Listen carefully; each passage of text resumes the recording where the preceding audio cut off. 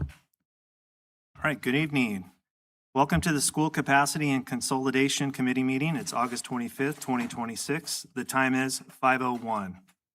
At this time, I'd like to call to order. Roll call. Amy? Jill Day. Stay here, please. Here. Justin Evans. Here. Emily Cravens. Here. John Harms. Here. Crystal Kokendorfer. Linda Shepard. Here. Whoops. Okay, at this time, I'd like to do the Pledge of Allegiance. Could you please stand and face the flag behind you? Put your right hand over your heart. Ready, begin. I pledge allegiance to the flag, United States, to the republic, which is one nation, indivisible, liberty and justice. Thank you. Could I get a motion and a second for the adoption of the agenda? Motion by? Motion by Justin? Second. Seconded by Emily. All those in favor say aye. Aye. All those in favor? Okay. At this time, public comment. The total time for public comment shall be 20 minutes. Individual presentations are limited to a maximum of 3 minutes per individuals. Is there anybody here to speak on any item? Seeing none, we will move on. Next, I'd like to do introductions, committee members, King Consulting and district staff. I'll start it off. My name is John Forney. I'm the Chief Facilities Officer for Capistrano Unified School District. And then we'll start with Linda and go around. I'm Linda Shepard, and I was designated by Judy Bullicus. Good evening, I'm John Harms, and I was designated by Gila Jones. My name is Justin Evans. I was asked to do this by Jennifer Adnams. I live in Capo Beach and have currently 3 kids that are in the district with the forthcoming. I'm Jill Day. I was asked to be here by Lisa Zollinger. I live in San Clemente. I have 1 child that just graduated from CUSD and 4 currently in CUSD in elementary, middle, and 2 in high school. I'm Emily Cravens. I was asked to be on the committee by Chris Castellanos. I have 2 students in the district. I have a high schooler, a senior at Aliso Nogales High School, and a 7th grader at Aliso Bay.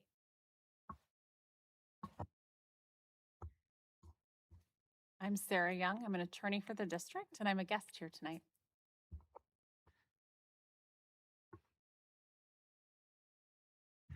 Great, and I'm Rob Murray. I am the Director of Demographics with King Consulting, partnered with Capistrano USD on a number of projects, and we'll be presenting some information tonight and throughout this process for the committee.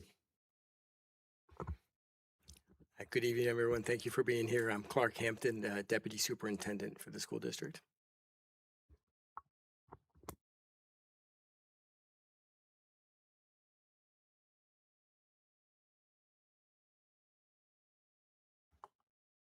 Thank you. Thank you, everyone, for serving, being here tonight. I really appreciate your time and volunteering to be here. At this time, I'd like to move on the agenda number 6A, Brown Act Overview and Requirements. And we have a presentation that will be done by Sarah Young of AALRR. Thank you. No one should ever give me the clicker. So. Thank you for being here tonight. I am excited that you are engaging your civic duty by participating on this committee. And I know that listening to me is never anyone's preference, but I'm going to spend a couple minutes with you tonight. I have about 25 slides. They're in your binder, and they'll be, I'm sure, posted. But I want to talk to you about the Brown Act. So we're going to talk about the Brown Act, review the purpose of this committee, and then go over a few norms. And then I think John's going to talk to you about your meeting dates.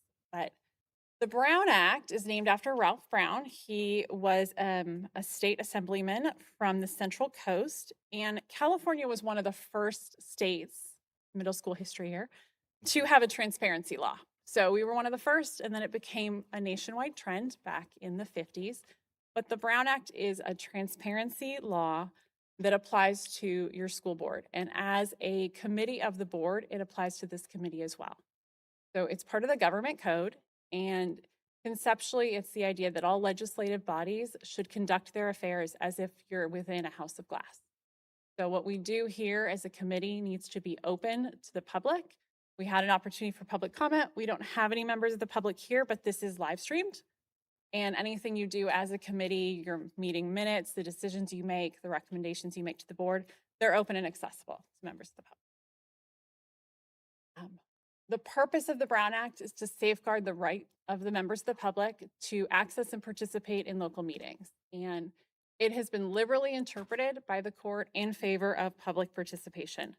We want our government, its decisions to be transparent. We want things to be open. It's why this committee exists, and it's why we're going to talk a little bit about voting, agendas, and things. And it's so that members of the public can decide if they want to come to the meeting, if they want to live stream. We do things open. The Brown Act is so that deliberations and actions are open, that public can meaningfully participate. A key requirement is that meetings are open, they're held on a regular schedule that's available to the public, they follow a noticed agenda. So I'm not sure when your meetings are regularly held, but they can't switch around from being on Monday to Wednesday to Friday, morning to afternoon. They have to be on a regular agenda, regular time, regular place. Your meetings are here at the district office, public agency, it has to be in an accessible building. They can't suddenly go from being here to at the park to somewhere else. And if they're going to be at a different location, you have to give notice. You have to have an agenda. You have to vote here open in public. We can't vote secretly. If you're going to make your opinion known, you make it known here at the group. This isn't just law, it's good practice. We don't want to keep things secret. A big question we get asked is, who does this apply to? It applies to members of legislative bodies. That's your board. That also includes subsidiary groups of the board. So, like I said, you're an advisory committee. It applies to pretty much every advisory committee. Any resolution that the board has created and said, here's a subgroup of the board we want to have. There are a few groups it doesn't apply to. I want to highlight that. Advisory committees that are solely members of the board that are less than a quorum. We don't have that present here. Consultants, legal staff, if Rob and I were to get together, it wouldn't apply to us. There's also a few committees, and you might participate in those as members. If you participate in like ELAC or CAC, the Brown Act doesn't apply to them. They have Brown Act Light. It's a little bit less than the Brown Act. But generally, any committees that you participate here, the school district, if you're on a bond committee or anything like that, the Brown Act applies. Some of this is just information for you to look at later, but yes, it defines a legislative body to advisory committees. Yes, it applies to you. Importantly, the Brown Act applies to meetings. So what is a meeting? A meeting is any time a quorum of you are together. It means anytime a majority of you are at the same place at the same time, you hear, discuss, or deliberate on a topic within your jurisdiction. So if you are together here at the board meeting, that's a meeting. If you're together at San Clemente High School and you hear, discuss, or deliberate on a topic under your purview, that's a meeting. If you're together at Trader Joe's and you are talking about something that is under your purview, that could be a meeting. You want to make sure it's if you're talking about something that is under your purview. So I'm going to talk about some exceptions, but if you're hearing, discussing, or deliberating something under your jurisdiction of this committee, be careful, because if you're talking about technology, that could still be a meeting. So we don't want Emily to email Jill, to email John, to email, my memory is not what it used to be. And Justin, and then Linda. Now I have a committee. A meeting. If we started emailing each other, that could be a serial meeting.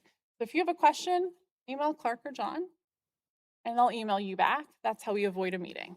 So don't email each other. always email back up here to Clark. If you are at a ceremonial event, like a football game, but you're not talking about committee business.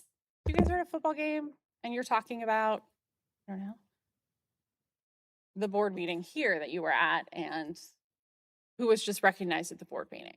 Or you were at the football game and you're talking about what a great job San Clemente did at beating Mission. That has nothing to do with this committee business. That's fine. But if you're talking about this committee business, be careful that you're not talking to each other and we're not having a meeting. If you're at a conference or other publicized committee meeting and you guys are on the agenda, that's fine. So at some point you're going to be at the board meeting and this committee's recommendation is on the agenda. Completely fine. But you want to be careful that you guys are not as a group together somewhere talking about this committee's business.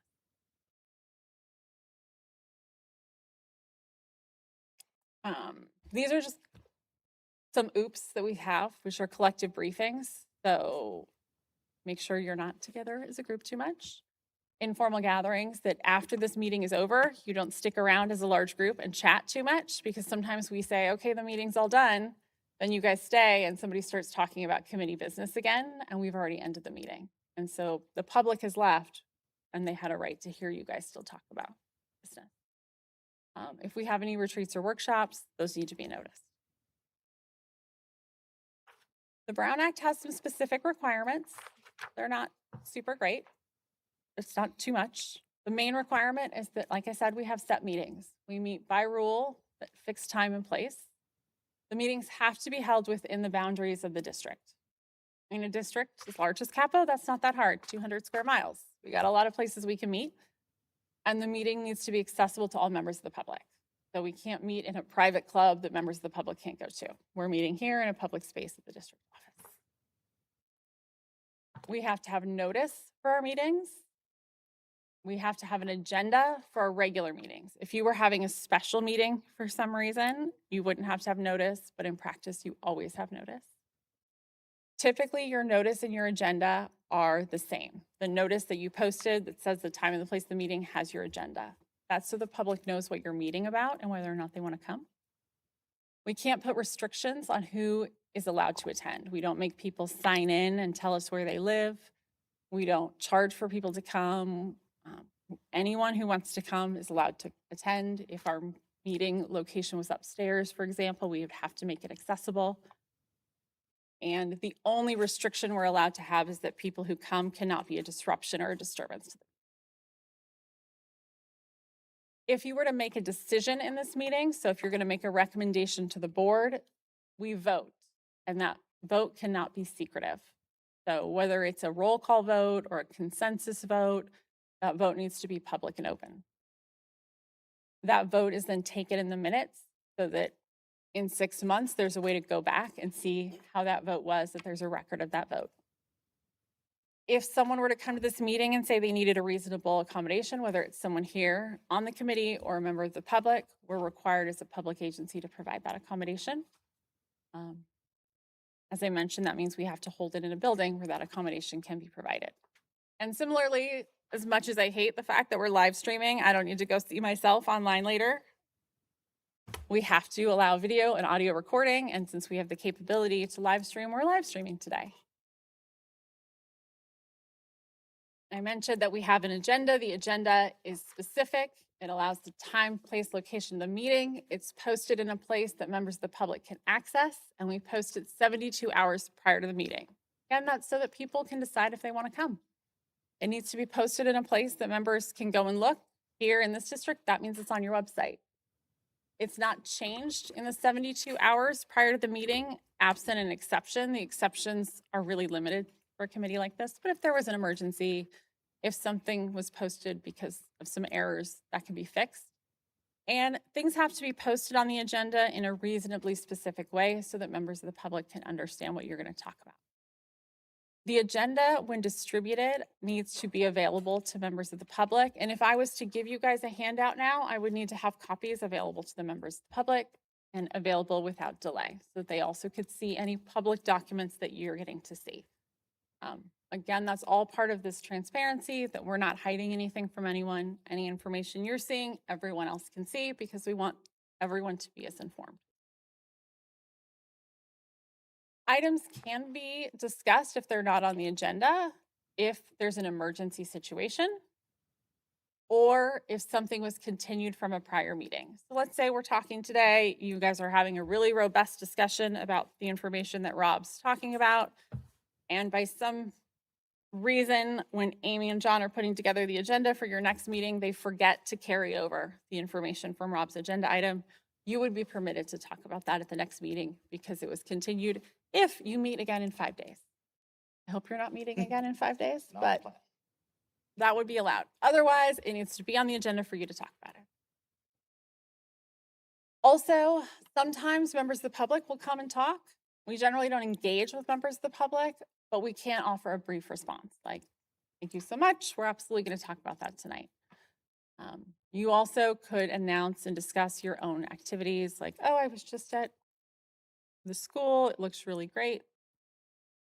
If that wasn't on the agenda, you could talk about it. You also can request items to be placed on future agendas. But generally, if it's not on an agenda, we don't talk about it because the people who were coming didn't know. Or if we suddenly wanted to talk about something that wasn't on the agenda and it was of great interest to the people in the district, they didn't know and they didn't know to come. So if I suddenly wanted to talk about demolition of a school and that was not on the agenda, that would make a lot of people really angry and they would want to be here to share that and their opinions about it.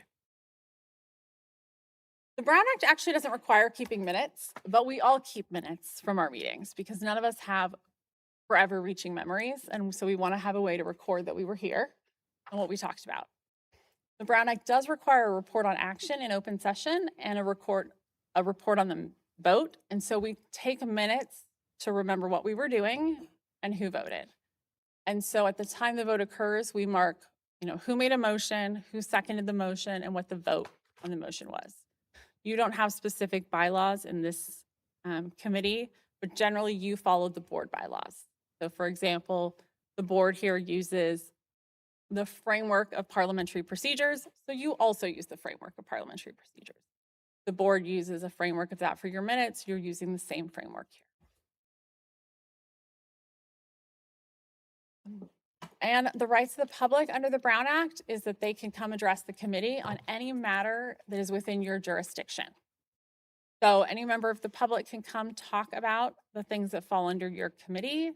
They cannot come here and talk about instructional materials. They can't come and talk about policies related to uniforms, but they can come talk about the things that fall under your committee.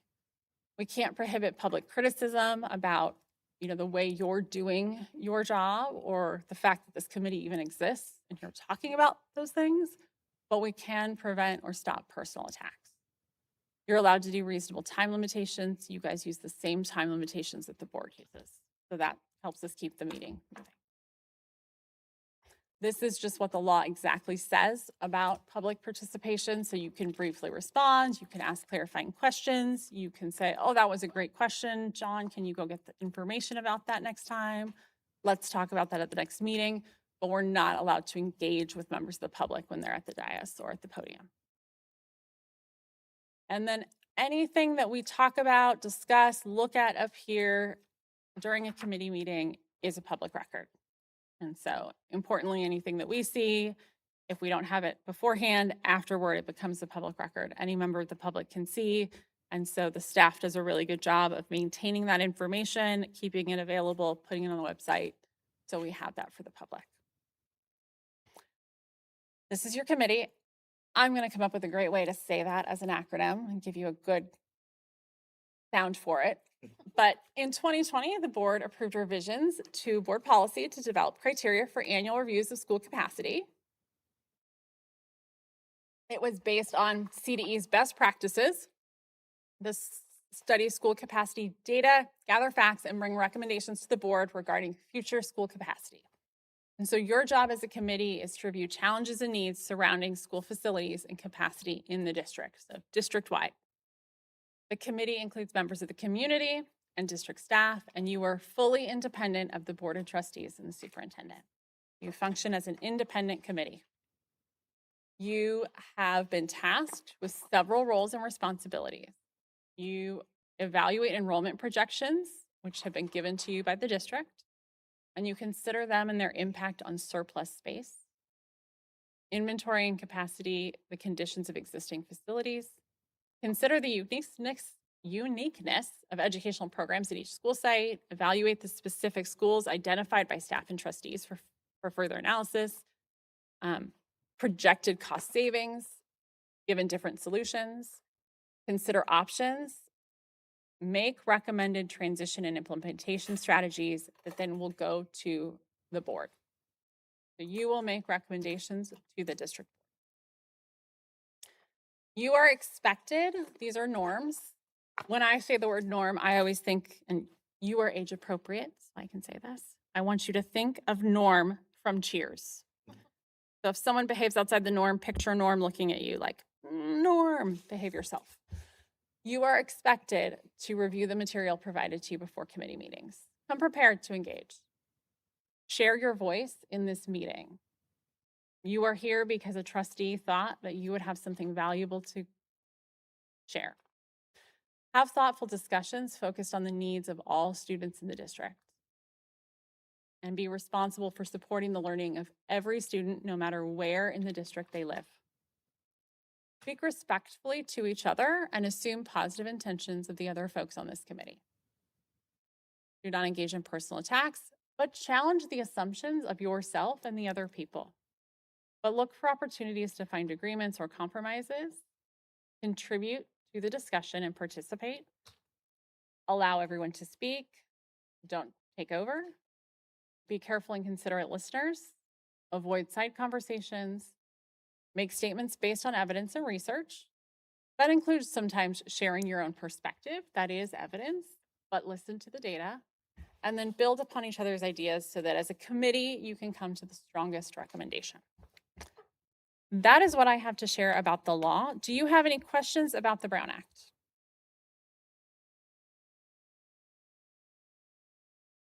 You are allowed to take personal anecdotal notes, and they are your personal notes. If you share your notes with someone else, they may cease to be your personal notes. So keep them as your personal notes.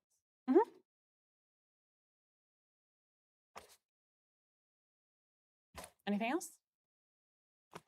If you ever have questions, please feel free to reach out to Clark or John. They are your great points of contact. All right. Thank you, Sarah. I want to make sure when we do speak that we turn on our mics so that the public can hear clear, and then shut them off when you're not speaking. You'll see the red light. Okay, moving on. At this time, 6D, selection of a committee chairperson. We'd like to have a chairperson and a co-chair, and the main responsibility for the chairperson would be to lead the meetings and the agenda, working with district staff.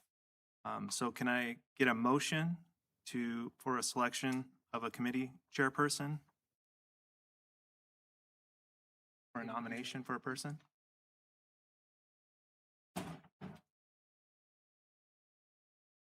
First, can I get a motion and second? So a motion is to nominate Linda. Okay. Is there a second? I'll second it. Second by John. Okay. All those in favor say aye. Aye. Aye. Any nays? Okay. Passes. Now 6E, selection of a committee co-chairperson.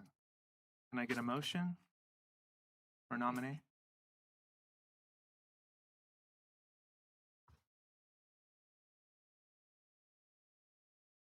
Okay. Motion by Linda to nominate Justin. Can I get a second? I'll second. Second by John. All those in favor say aye. Motion passes. Okay, now on to 6F, King Consulting PowerPoint presentation. Elementary school demographics, enrollments, and facilities. This will be led by Rob Murray from King Consulting. All right, thank you, John. And again, good evening. It's great, as I was saying informally earlier, some of you I have seen before who were on the previous committee a little over 2 years ago, and some of you I am just meeting. And it's great to work with all of you. And we want to start off tonight with a recap of what we're seeing with the work that we continually do to assist Capistrano Unified in looking at some demographic trends that really inform a lot of the discussion that you're likely to have around some of the more detailed data that will lead up to. But I think the context is very important because a lot of this maybe addresses some questions, just general curiosity, some sort of what about this, what about that things that can come up and just lead to a little more focus as we continue working forward. So a lot of this report, we updated a full report for the district using enrollment data from the 25-26 school year. We have some instances where we have the very, very early enrollments from the current school year. By the next time we meet next month, we should have more of that updated, but I don't think anything is going to change on the very, very big trends. So want to just go ahead and show you what largely is the latest data that we have. And like I always do, I'm just going to spoil the end of the story on my first real content slide here. And since 2024, nothing has changed in terms of Capistrano Unified's peak elementary enrollment was way back in 2009-10. And even just since 16-17, i.e. over the last 10 school years, we've seen a continued decrease of 16% in enrollment. You had obviously some big events during that time, like occurred almost everywhere between fall of 2019 and into the fall of 2020. There was a large one-time drop, and we'll discuss that a little bit more when I show you the details of historical data.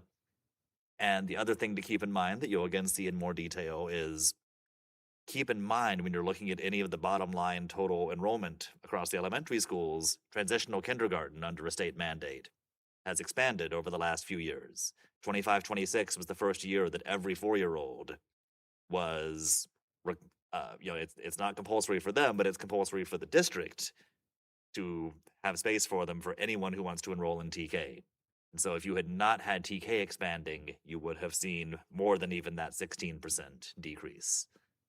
And so, again, these are all things you'll see in more detail, but the main factor, the 101 of this kind of demographics and enrollment projections, is how many kids are being born, current residents having children, and then those children, after a few years, enrolling in the school district is still the bedrock of what future enrollment is going to be based on.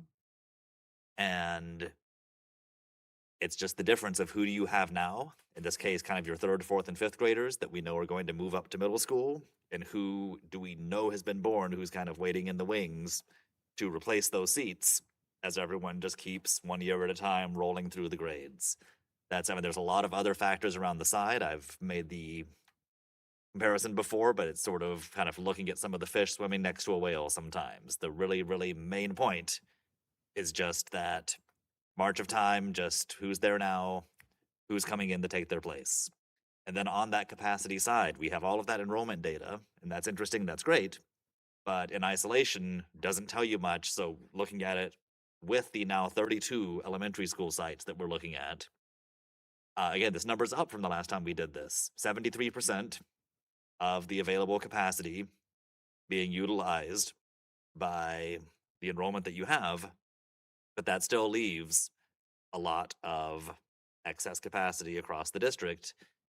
And again, portable classrooms still make up more than just over a quarter of that capacity. So there are some of the big points. I won't linger on a lot of this stuff too long, but if anyone has questions after I'm done, by all means, I love talking about this stuff. I was just at a meeting last night where I wound up with an extra hour at a community meeting just because a couple people really wanted to get into the weeds and talk shop. So happy to do that for you as well. But here's the last 10 years of elementary school enrollment. You see, generally, the numbers go down from one year to the next. You had that really big shift between 2019-20 and then the 2021 school years. Largely what happens there, obviously we're a little bit removed from it now, but there was a lot of economic instability. There was a lot more flux than usual. I like to think a lot of this was maybe an accelerant. People who might have trickled out over the course of several years had the opportunity where it's just, well, with everything going on, maybe now is the time to make that move. A lot of this was people leaving California entirely. And then just we didn't really see that come back. There were some other things. Yeah, there was a small correlation with some increased private school enrollment at exactly that time. So we'll cover that in a minute, but not to this degree. And then, of course, keeping in mind, hey, this between 24-25 and 25-26, it's only 4 kids, but it did go up. And that is keeping in mind, here's what your kindergarten and TK looks like. And if you had not grown from 482 TK before the expansion started to over 1600 TK in 25-26, you would not have seen even that very, very modest gain.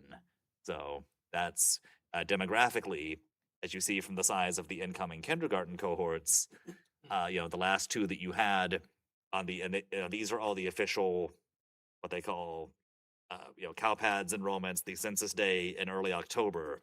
And that's your kind of snapshot of your official state numbers for the school year. So we haven't gotten to that point in 26-27. That's why a lot of these numbers are still cut off at 25-26.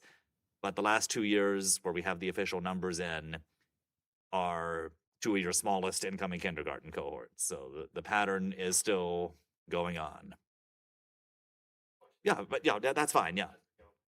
My thing.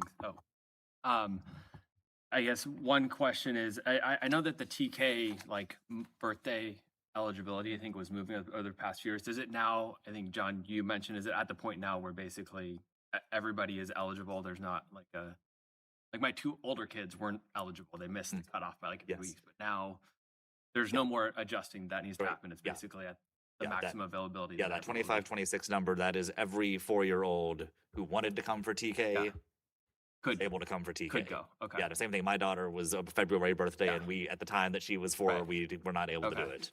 And then do you also, and maybe you'll get into this later, in addition, in the looking at that drop at 2020, do you also track kids that are being homeschooled in addition to private To school? the extent we can, there's not It's harder that to is do.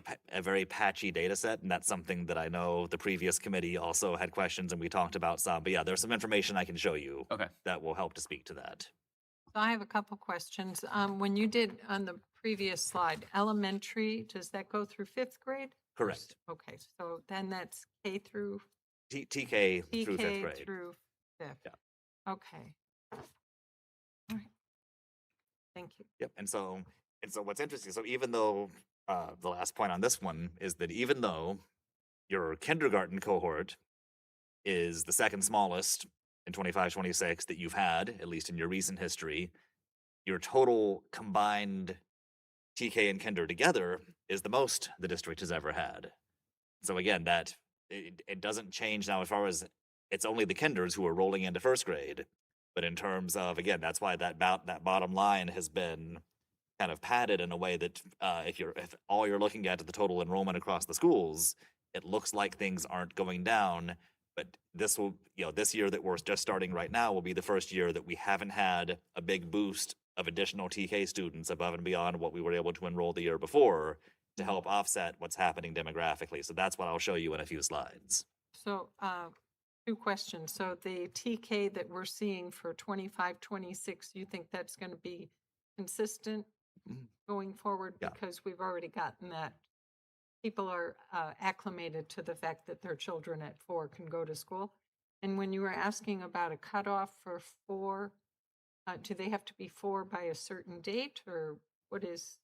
And so the first question first, so at this point, this second year is actually going to be a great data point because I have been telling people for the last few years that even after 25-26, I anticipate modest gains in TK still, because you see there's still a delta between 2,300 kindergartners in 25-26 and 1,600 some TK.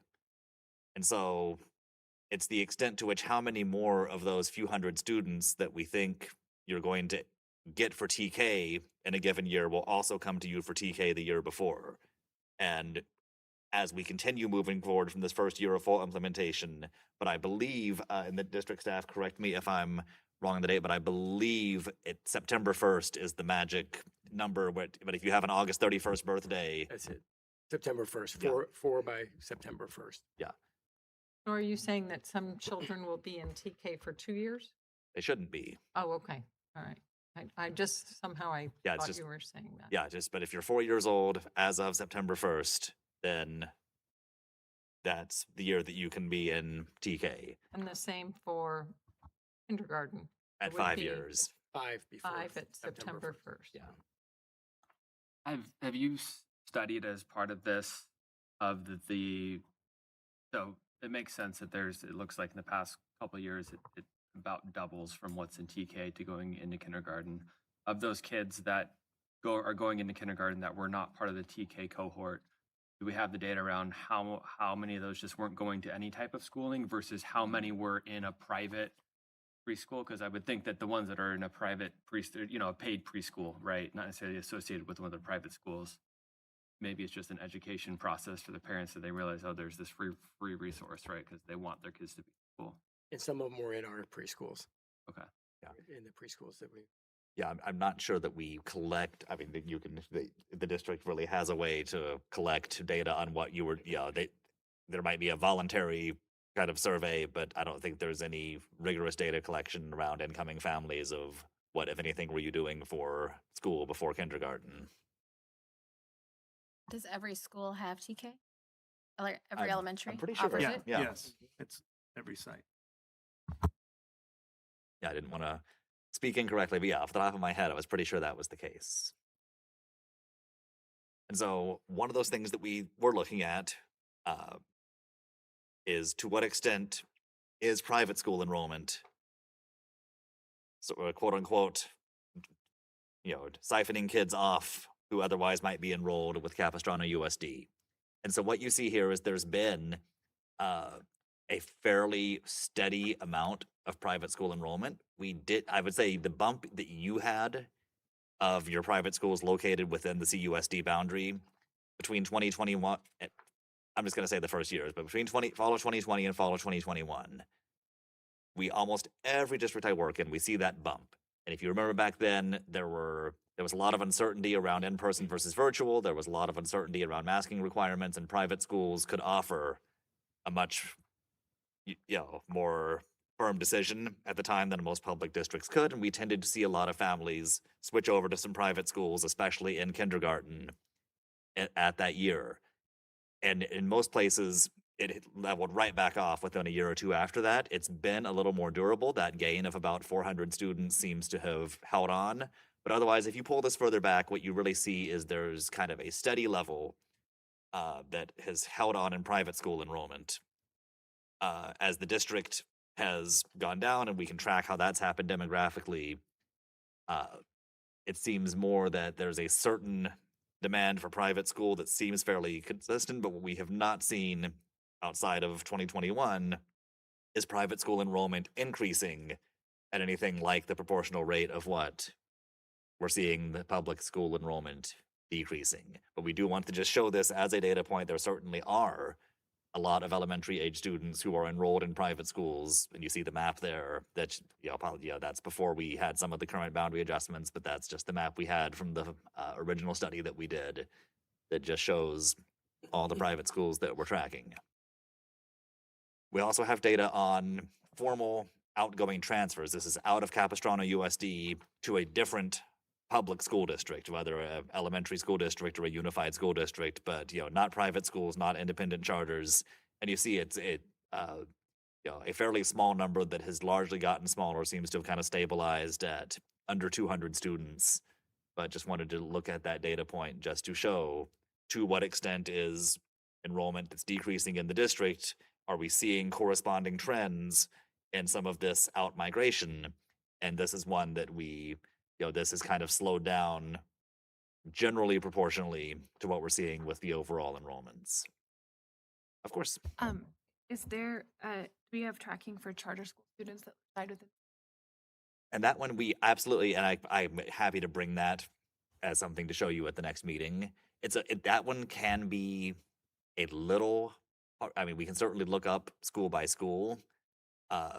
Charter schools sometimes, I mean, private schools certainly can too, but can draw students from a wider area, and you don't always know the extent to which, particularly if they have any kind of online or virtual programming, that you're really seeing students who would be CUSD residents, even if the school is based here. But yeah, we can certainly bring that data to show. Well, so when in the outgoing transfer enrollment, how do you know they're not outgoing? Because charter schools do not require a release from their public They're district. technically still CUSD students? No. No, it's just that, so if someone lives in Capistrano Unified and they say want to go to a different public district, just to another non-charter public school, they have to submit an application. And that's what this is. The Capistrano has to formally say, yes, it's okay for you to go. The other district has to say formally, yes, it's okay for you to come here. And there's all this paperwork A involved. lot easier to track. Yeah, but if Okay. you, Be like students going to Saddleback Unified, Yeah. and then Capistrano Unified accepts students from Saddleback Unified to our district. Okay. but, Okay. And but it's actually there's a net Yeah. positive of students coming in versus leaving. Yeah. Sure, I have a friend that works in Laguna Beach. So it would be something like that, right? Yeah. Yeah. Or for- yeah, and sometimes, there's often reasons for that. I mean, there's a number of reasons why parents might seek those out, sometimes just for closer to where I work and just want to be able to pick my kid up right after school instead of having to find some place for them to stay for 2 or 3 hours till I can get back home to them. That, any number of things. But for the charter schools, if there was just an independent charter school, and you want to enroll there, your home district is not, you don't have to submit anything anything to to get say we're released from your home leaving. district, correct? Oh, got it. Okay. And so thank you. that's, of course. Okay, I'd like to ask about this slide also and something that you said, Clark. So you said that there's a net positive of students coming into Capistrano versus Saddleback? Mhm. Okay, so, but this is showing, are these transferring out? Yeah, this is the out direction only. So we this don't doesn't, know yeah, about, we we don't have could it. we could put the end numbers next to them just to see what That the, might be interesting to okay. see. So these are the out, and it Mhm. would be good to see the in. okay, of course. Okay, and can I ask you, Clark, is that more so at the high school level, or is that at all across grades? It's across all grade levels. And it's typically when you're, like there could be parents who work in Capistrano Unified. They live in Saddleback, so they're driving to work. So it's the school in Capistrano is closer for them. Could be one of the reasons. A lot of it happens along the edge of the district between Saddleback and Capistrano. That's where if you were to plot the students, you would see a concentration of students near Capistrano Unified border, and then it dissipates as you farther away. Okay. Thank you. And then we also have incoming students from the Marine Corps base. So, From the Marine Corps, Marine Camp Corps Pendleton, base? about 200 come here. I would have given really a rough number, 200. Does the Marine Corps base have its own schooling system and they just opt out of it, or They're this in the is they're in the Fallbrook Unified School District. okay? So, so there's just a hike for the ones that are north. The of- elementary, they have an elementary and a middle school, right there in north part of the base, but they don't have a high school. So Ed Code requires that Capistrano accept Okay. the students in the north part of the base.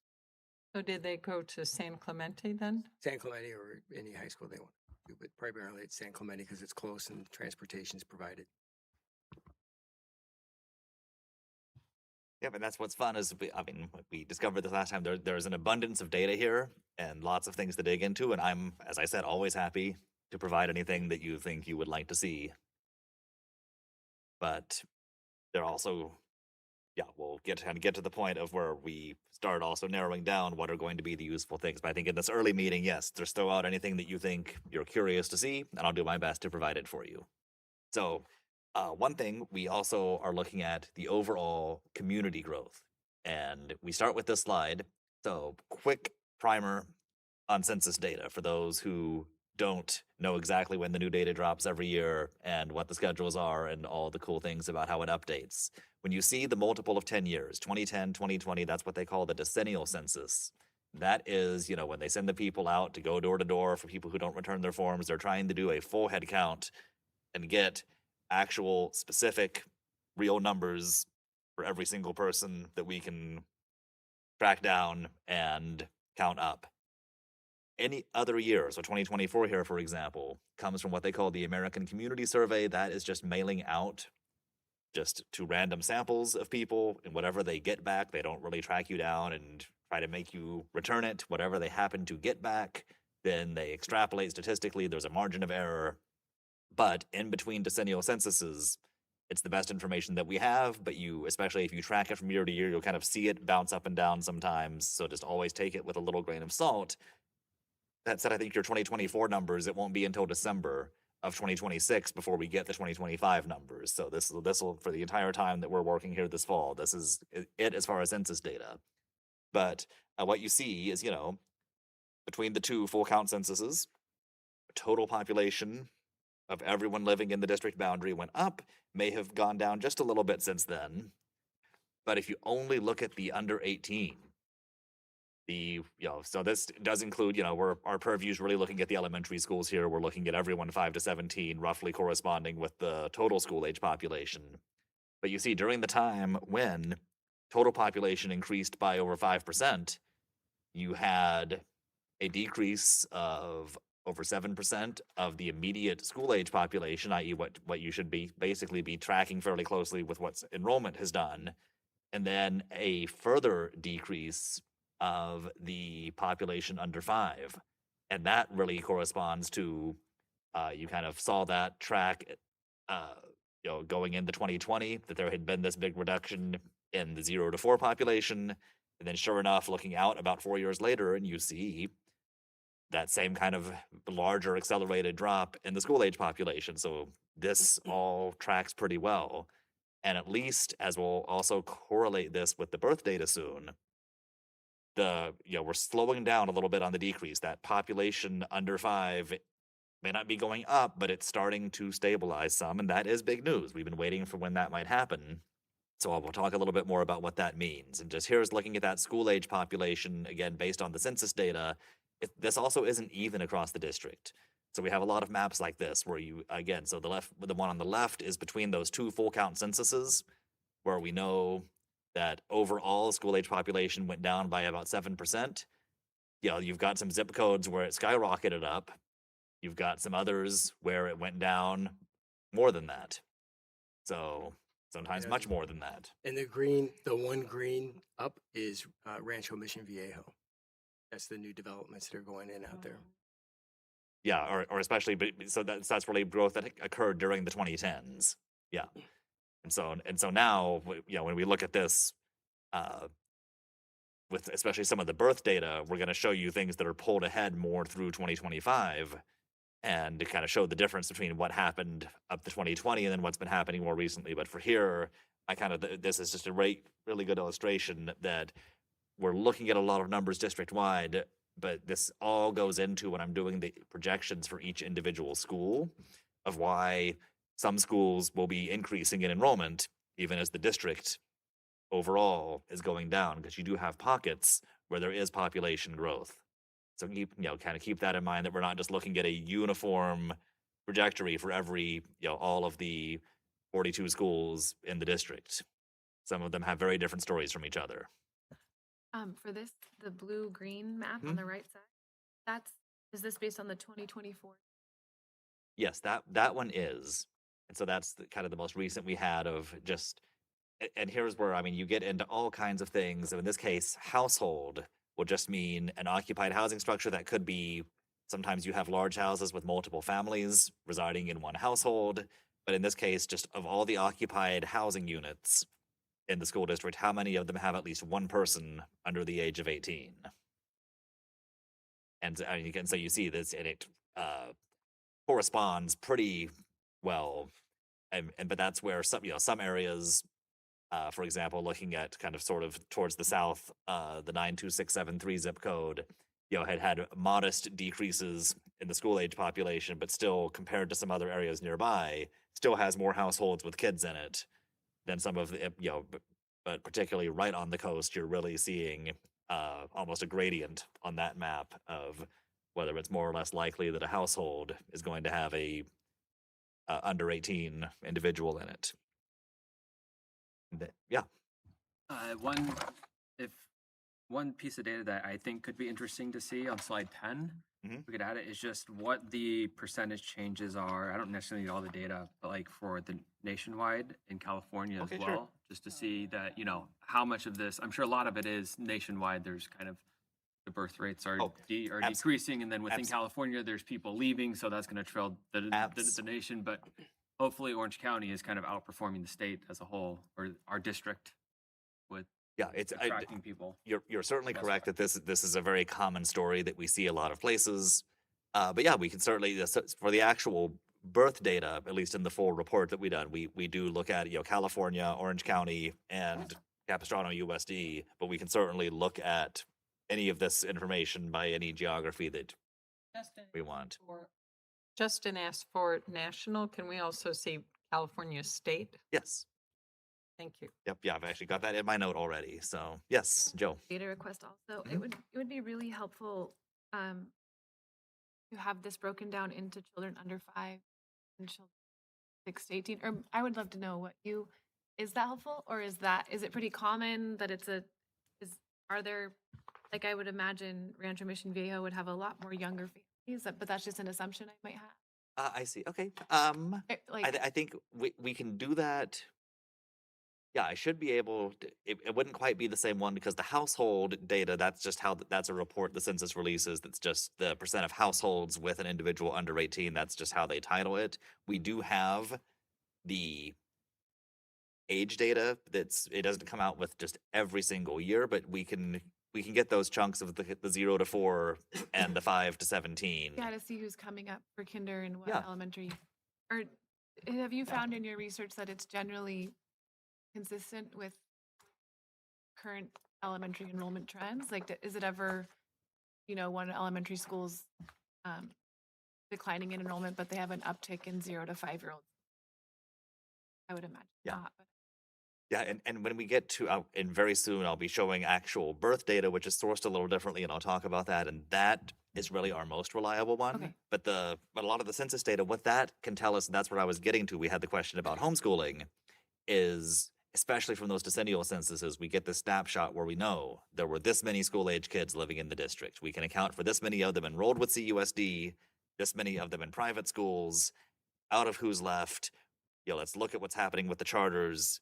And if there's anyone else who's unaccounted for, is probably our homeschooling people, a lot of which kind of occurs outside of where there's any sort of publicly accessible numbers that someone like me, which is a good thing, by the way, can just easily get their hands on, because at that point you're tracking individuals, and that's where a lot of data things, once you're able to really isolate who this individual might be, yeah.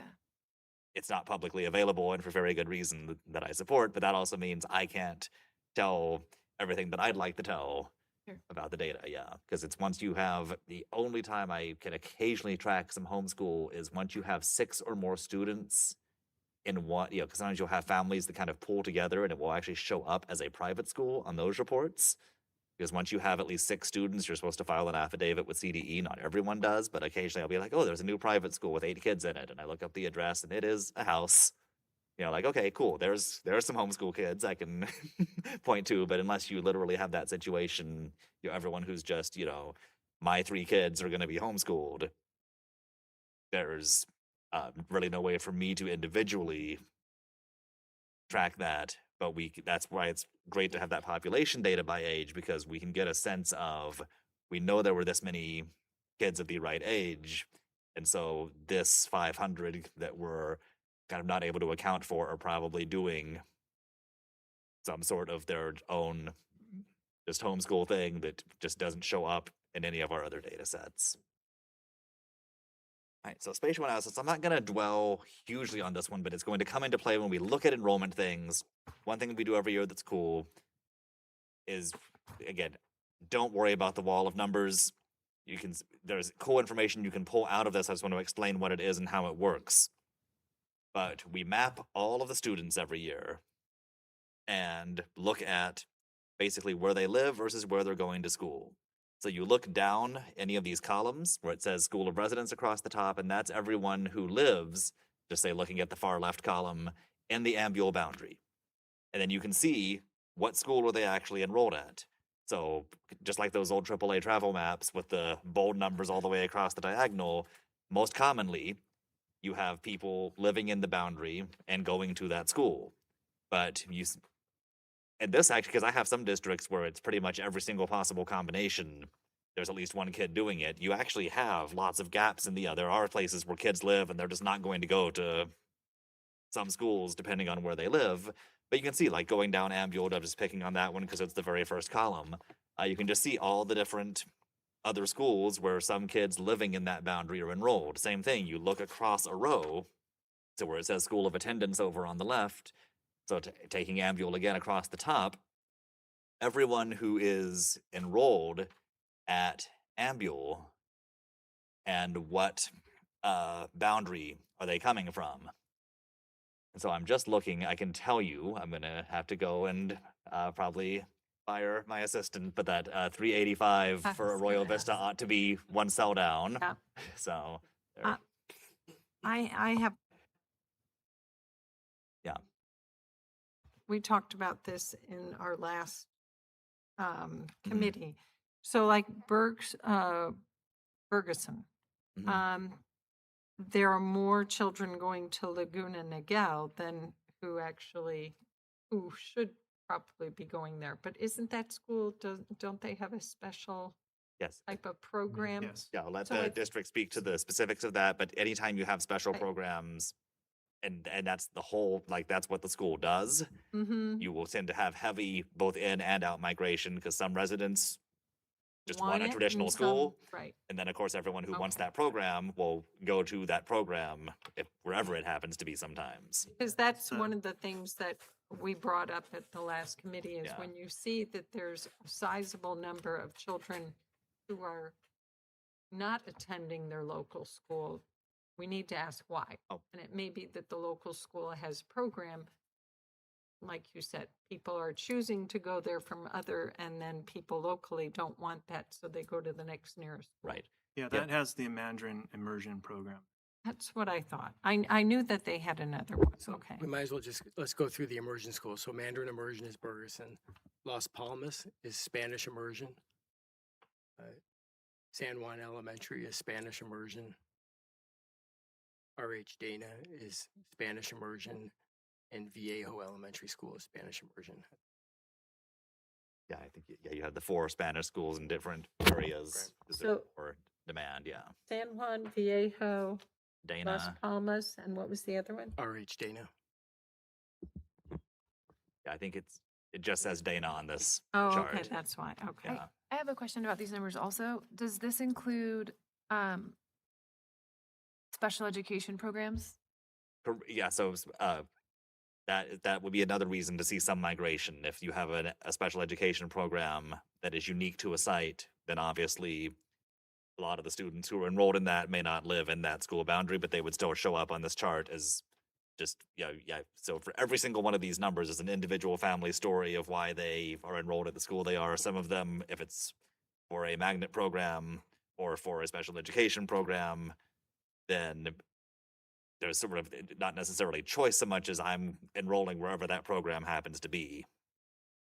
But then for some of them, there is a choice. And even to what Linda was saying, even when you see, which again, given your overall level of excess capacity, I think not as much of a thing here, but there are some schools where I have to be careful to point out, like when you see that there are this many students living in this boundary and going to other schools, it's because that school is full. All the kids who live there can't fit, so some of them get overloaded somewhere else.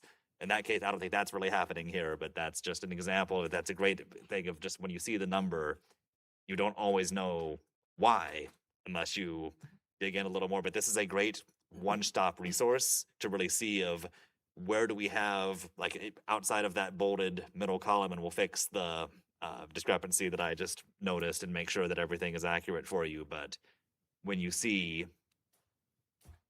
some of the other kind of double-digit numbers that pop here and there, it's just a good indication of where do we have some significant numbers of students kind of moving from one part of the district to a different school. It's usually for like the immersion programs Yeah. where create that more concentration. So Rob, excuse me, so on the right-hand column, total attending, we read across, pick any one of the schools. That's the total enrollment right now in that school?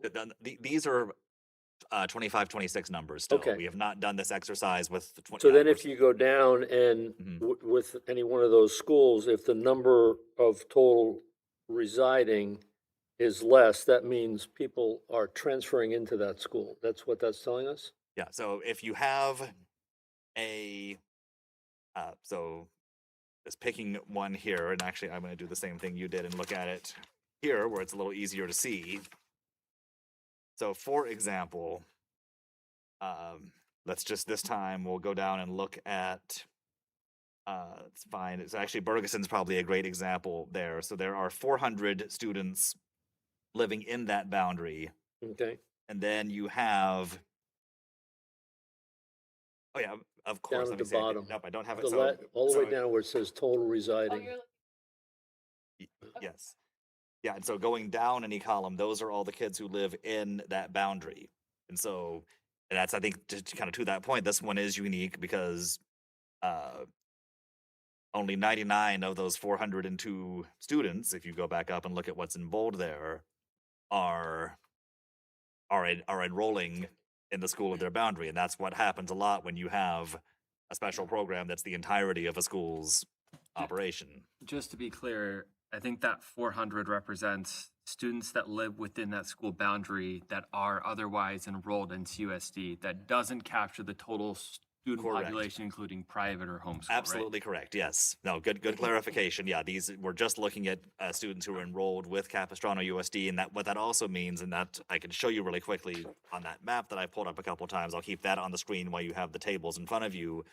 It's zero sum. If a student lives in a boundary and leaves that boundary and enrolls in another school, that's basically a -1 for the school whose boundary the kid is leaving from, and it's a +1 for the school where that student is enrolling. So every single transfer is a -1 from somewhere and a +1 somewhere else, and we just on net all of that adds up. Almost, or not almost, every single school has some number of students coming in from outside the boundary, and some number of their residents leaving. But if we net all that out, again, all of these it's zero sum, but you can see which schools on net have more students coming in or going out, and there's a number of reasons for that. But back to the question of what John asked. So yes, you go down at the dark blue numbers at the bottom of the table. That's the number of elementary school students enrolled with Capistrano Unified Right. who live in each boundary. Then the light blue numbers along the right-hand edge is the total enrollment of that school. Including out-of-district students, so the Right, very right. last Then column. has a net, Yeah. the bottom, you have the net migration down at the bottom. So in the case of Bergeson, Correct. there are 402 from the bottom Mhm. of school-aged enrolled in CUSD students who live in the neighborhood. And there are 409 enrolled in that school, but the majority are from outside. the neighborhood. Correct. So in that case, you have similar numbers, but it's just it represents a lot of movement. Right, and so the majority of those students that live within Ferguson attend Laguna Niguel.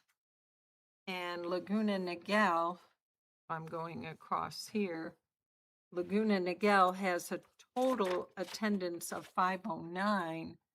Hmm. And if I look at Laguna Niguel, they only have 356 that reside in there. So the majority of them are coming Right. from. Yep. And then and those kind of red-orange numbers across the bottom is just a good, quick gauge of basically, so the in-migration is just what % of that school's enrollment is kids coming in from outside the boundary. Okay. So again, you see over 75% at Bergeson. In some schools, very, very small numbers of students coming in, which again is a combination of what else is, how convenient is it to get there? How much room is there for transfers in? It's, there's a lot of things that can go into it. The % out migration is kind of shifting around 90 degrees. We're looking at, of the kids who live in that boundary, how many of them are leaving to enroll in a different school? So since you're going to be redoing this chart, because the Yes, we top- clearly have, well, the yeah. top two rows have the wrong numbers over to the side as well. Yes, Can- yeah, I think, can- I believe it's just that one cell, but let me just verify, and we will Yes. send you a replacement for this as soon as But possible. As so- long as you're replacing it, couldn't you have the in-migration be in green? Oh, sure, And then the out is in red, just so that we can kind of see. those. absolutely, that's Because just in the our, case of Ferguson, it's a complete wash. But in other places, I'd like it to stand out more so that we can see that. absolutely, yep, that's a good suggestion, happy to do that. But Would it remember, be- there's 58 students that attend Bergeson from outside the district. So it's not quite a wash from students within the district. Correct. Right, It does right. draw from outside. But on other schools, that might be a little more pronounced. Right. But Ferguson, it's almost a complete one. And that's actually why I should have clarified that on this map where I said everything is a net zero. That does take out your home virtual program, your non-public school placements that are the bottom two rows, and it takes out your other districts here. So this is just every student within Capistrano Unified leaving one CUSD school with a boundary to enroll in a different CUSD school with a boundary. That's what the net migration at the very bottom is. What Okay, is right. I guess the question that I was going to ask that I would love to see if we have the data is Mhm. for each of these school boundaries, what is the total eligible student population? So basically adding in, I know we probably don't have it for homeschool, but private school, so that you can then see, all right, the total pie is this big and Yeah. our penetration into it Yeah. is 50%. And- So there's room to try to market to those other students Yeah. versus if we already have 90%. So it's really just a population Yeah. issue, which that's a much harder problem to solve. Yeah, and that is a lovely thought that I wish I could do, and that's where we run into, for the total population data, the census, we could probably do a deep dive and see the extent to which some census tracts and block groups correspond with your school boundaries and how closely those lines add up. They're great at administrative divisions, like for the whole school district, we have the numbers exactly to your boundary. For subdivisions of that, they don't care or keep track of what Capistrano USD's attendance boundaries are. And so sometimes things line up, sometimes they don't. I have not tried to explore it at that level. Mhm. So I would say that would be the next thing to come back is how viable is that? And I suspect it will be a sort of spectrum of some schools where it's like, hey, for this school, we pretty much have data that follows along the same lines. For other schools, it might be, we have a number that's probably an amalgamation of these three schools together, and that's the best we're going to do. Yeah. So that's this is unfortunately census geography does not always cooperate with, But if there is Yeah. anything along those Mhm. lines, I think that could be helpful because it gives you a better idea of what the potential population. I think that birth rate discussion will help with that also. Because you tend to look at birth rates and then you expect that number 4 years later. yes. And you can compare it to actual, and it gives you that kind of idea of how much you're getting. Yep. And so, we already kind of lingered on this one a little more than I had planned to, but I think, and again, apologies for the one obvious error. I'll make sure there are no more. And then, so maybe hold off on doing a deep dive of this until I can make sure that I get in your hands, which I'll send that through district staff to send out to you, a replacement page for that table, just to make sure that what you're looking at is entirely correct information. So now we get into that long promised birth data. And so I'm not showing you the state and county trends here, but local births, it's important to define how are we getting this information. This comes from the California Department of Public Health, and it is based on the residence of the person giving birth, regardless of where the birth occurred, i.e., and that's by zip code. So your zip codes don't perfectly line up with the school district boundary, but it's pretty good, and especially because we're looking at it apples to apples across all the years. But what this lets us do is just look at, for people who live in the zip codes that generally correspond with Capistrano USD, how many births are there? And then, as Clark was just saying, we tie that to 4 to 5 years later for TK and kindergarten, how many students are enrolling and how stable is that ratio? In other words, if we know the number of births, does it actually give us a good idea of who's enrolling? And in your case, yes, we have a pretty, obviously it's not 100% because some of those kids, are going private. Some of them will have moved out before they turn 5 years old. Of course, you'll get some other kids coming in, so that might help balance out. But looking at the raw numbers first, you can really see peak births were in 2005. It's no coincidence when I mentioned that 2009-10 was your peak year of elementary school enrollment.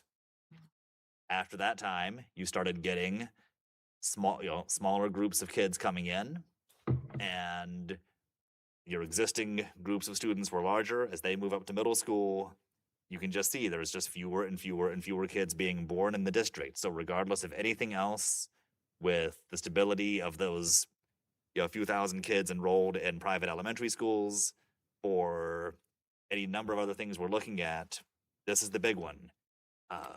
1,800 to almost 2,000 kids who just don't exist anymore relative to what you were enrolling at your peak elementary school enrollment levels. And so that red box there, now the kids born in 2021 who are turning 5 in 2026, a lot of them are enrolling right now in kindergarten. And real quick, our incoming TK and K this year is about 3,641 at the last count. Those combined. In TK? TK kinder combined, you said. Oh, Yeah. TK.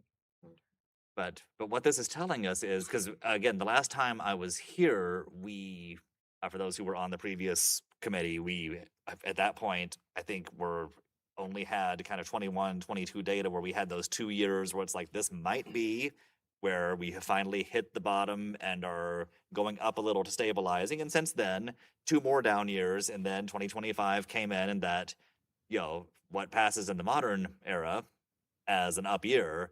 But all of those years, below, when 3,800 is a good year, I mean, as recently as 2017, you were still above 4,000 births.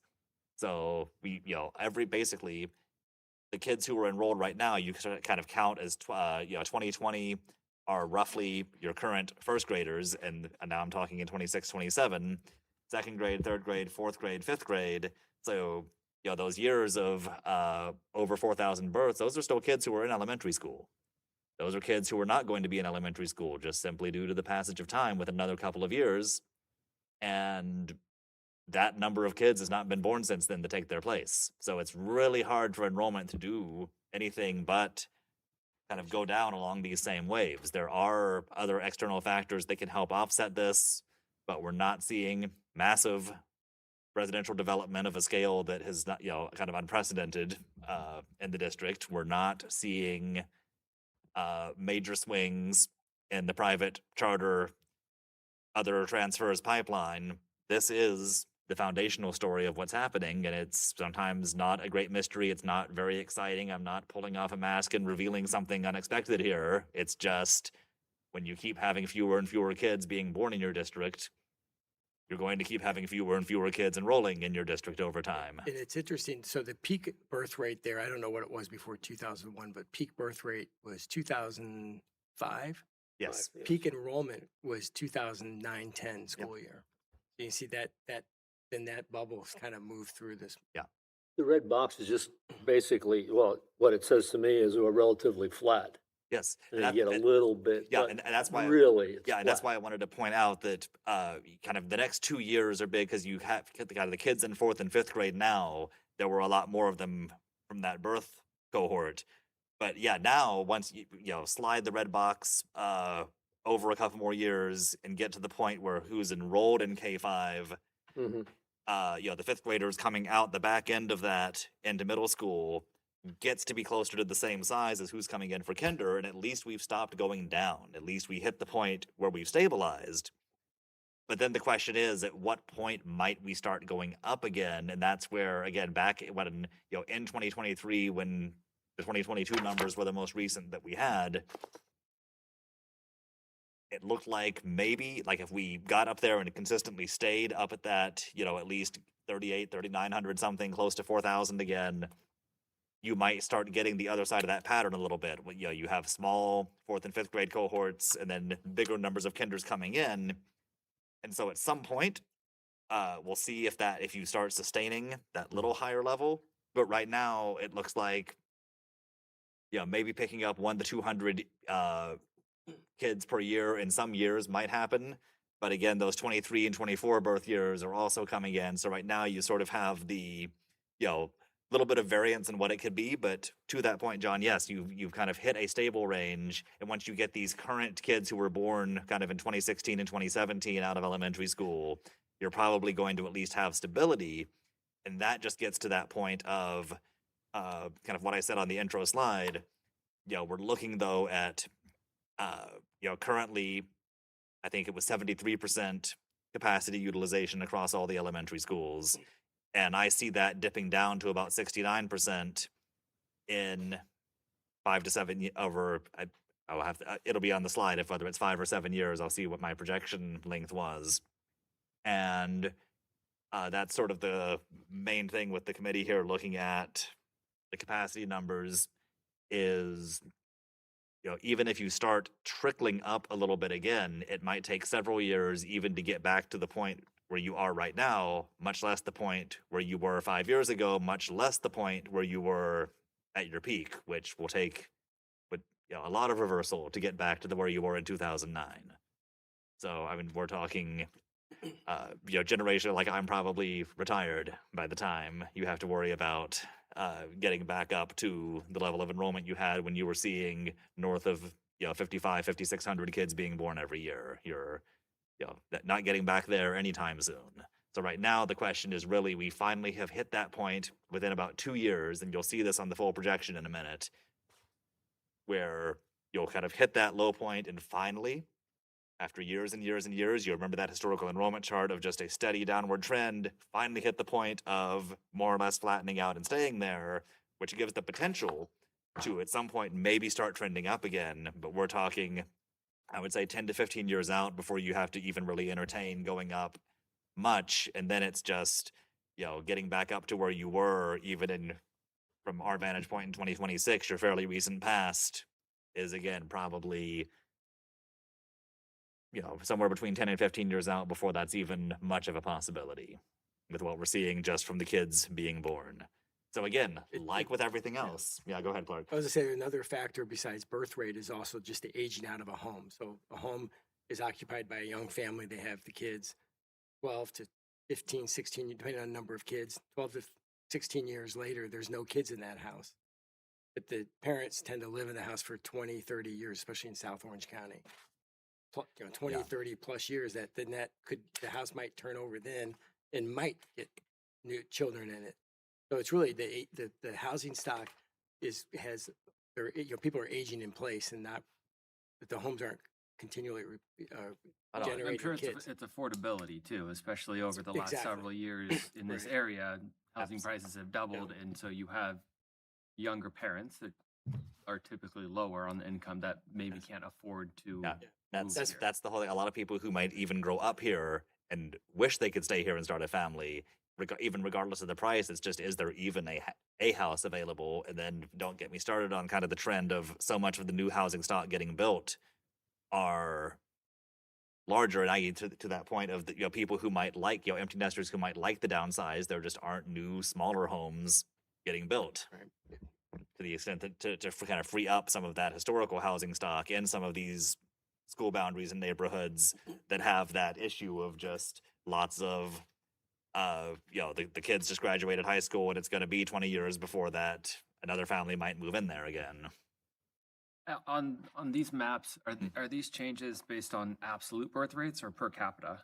Because So- I don't know how much of it is driven by out migration of people, so that's driving down the absolute number of births versus like a. It is just the fertility. absolute number of births, and so now and there's another slide I'll show you in a minute that speaks to some of what's behind that. But yes, but a lot of things are baked together in these. So yes, the fact that the overall like median age is going up, there are fewer younger people, and what younger people there are also tend to put off having children more than they used to. And so I want to focus here first on just as we were looking at with some of the overall just where school age children live. When you look at the births, so we mentioned kind of going back to this one, in the last few years since 2020, there's been a little bit of an increase. So I wanted to look at it overall, if you look at it going back to 2010 and up to 2025, births are way down. If you kind of choose something, not even the peak, but just something still when you were much less far along on that downward trend. But you see, it's still not even. So again, the area where you saw the most increase in the school age population, right there in 694 in the middle of the district, where Ladera Ranch and a lot of things like that. Only a modest decrease in those birth rates, and you see some areas that had much, much more. But you just look at the last, from your last kind of down year in 2023 to the last to 2025 when things went up again. And still, there are some areas that still saw decreasing births during that time. The growth is concentrated in a few of the zip codes in the district. And so that's, again, these all goes at, when I'm doing the projections by school, this is all things that go in. I'm looking at portions of each zip code that overlap with school boundaries to get an idea of where there were kids born, kind of combining that with that big table of just because a kid lives in that boundary, though, which schools are they likely to enroll in that school or go somewhere else? So kind of all of this gets carefully balanced together to project what any one school's enrollment will be. But district-wide, we tend to have a very good handle on number of kids born and what that means. And here's kind of one thing that's been coming up a lot is that the birth rate for people over 30 has not changed very much. The old MTV show 16 and Pregnant, that is not a thing that happens to nearly the extent than was the case. And in terms of a lot of just deliberate planning, there's just much less likelihood that people in their 20s and teens are having kids. And so that's another one to look at. But I think it goes a little bit to the previous comments here, and that Absolutely. I'm going to suggest that some people over 30 now may feel more financially stable or secure Absolutely. because they've been, progressing in their career, and now they're in a position that they maybe feel more comfortable. And at 20, maybe not so much. And so I'm not surprised by that number, actually. And and that's just it's just continuing to kind of accelerate on just on that metric of it. Absolutely, the housing affordability. I mean, I've done a lot of these also, in parts of LA, San Diego counties, a lot in the Bay Area, and what you see a lot is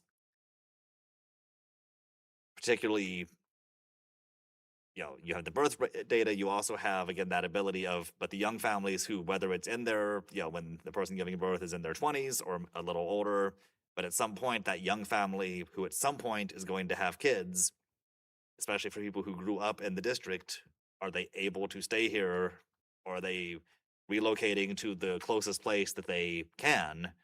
And Which- that happened in 2008 through 2010, and that drove these numbers. The young families left to go to Arizona and Nevada because the housing collapsed here. People lost their jobs. And so you saw a lot. I mean, I was the older parent, and people my age stayed, and most of the people left who were younger because there was a big migration out of California in, I think it was 2009, 2010. Well, yes, and particularly, and then, kind of looking at the overall, like, high-level population numbers, similar to what you saw just with the population living in your school district, overall population goes up, But the young population of families children went- goes down, and and then again, a lot of people love to retire to places Mhm. that, And the young people left because of the job situation, but now young people can't come here because they can't afford it. so that's there's a there's a You lot brought of up this that all goes affordability, together. and So when it we're goes both ways. Yeah. That when the housing is just too expensive for young people. And so this whole conversation we just had, exactly kind of everything that's into the birth data, and that's why it's sort of our North Star in terms of what's coming down the pipe, just because regardless of sometimes what the whys are, it's a very, very strong what of just, we know for any number of reasons, and some people maybe wish that they were here and having kids here, but we know how many kids are being born here and what that means for future enrollment. Now, this one, though, I like to show because this is just at your elementary schools, but you take all of your K4, we're leaving TK out because, again, you don't get all of them, and it doesn't quite roll into kindergarten the same way that you start seeing at other grades, but you have all your K4 students from 1 year, and you say goodbye at the end of the school year, and come back in August, September, and that same group of cohorts, they're now 1st through 5th graders. And to what extent do you have the same kids? Now, some kids have moved out, some kids have moved in. You're not on a desert island, so you don't have the exact same kids, but just looking at the numbers, what does it tell us? And what generally, outside of between fall of 19 to fall of 20, when we know exactly what happened and why you have that minus 5%, otherwise, you tend to pick up, you have more kids than you had the year before among the exact same cohorts of kids, i.e., generally, more people with school-age kids are moving in than moving out. It's the 5th graders going into middle school versus the new incoming kinders. That's what's really driving the overall downward trends, because once you have some kids, you tend to hold on and even slightly grow those cohorts over time. But again, 2%-ish growth year over year among those existing students does not offset the hundreds of kids that might be moving into middle school more than the number of new kids coming into elementary school at the other end of that pipeline. But I want to show this because this is, again, that more indication there aren't kids necessarily coming to CUSD and then, leaving at some point. So this goes back into the private schools when we look at the charter school data. To the extent that we see those tend to be people make that call right at the beginning. You don't have movement. Once you have your 1st grader, your kindergarten here, if anything, you're probably going to pick some kids up on net. So that's really what I want to show here. But still, the overall projection, so it is 7 years that we're kind of looking out. And you see 2 more years of decrease, and that's exactly what I was highlighting for you. And this was, again, based on 25-26, so it should still just be 1 more year after the year we're actually in right now. And that's when we go here again, 4th and 5th graders, and to some extent 3rd graders, way more of them, and fewer kindergartners coming in. So in this most recent year, if you look at the bottom of the 24-25 column, 2,932 5th graders left. You only had 2,300 kinders coming in, but because you jumped by about 350 TK, and then all the other ones, you always go down and to the right to track the same cohort of kids, particularly between kinder and 1st, because fun fact, kindergarten is also not compulsory, if you did not know that. So a lot of families still set that one out and show up for 1st grade. Not a huge number, but enough that you always see a pretty healthy gain between kinder and 1st.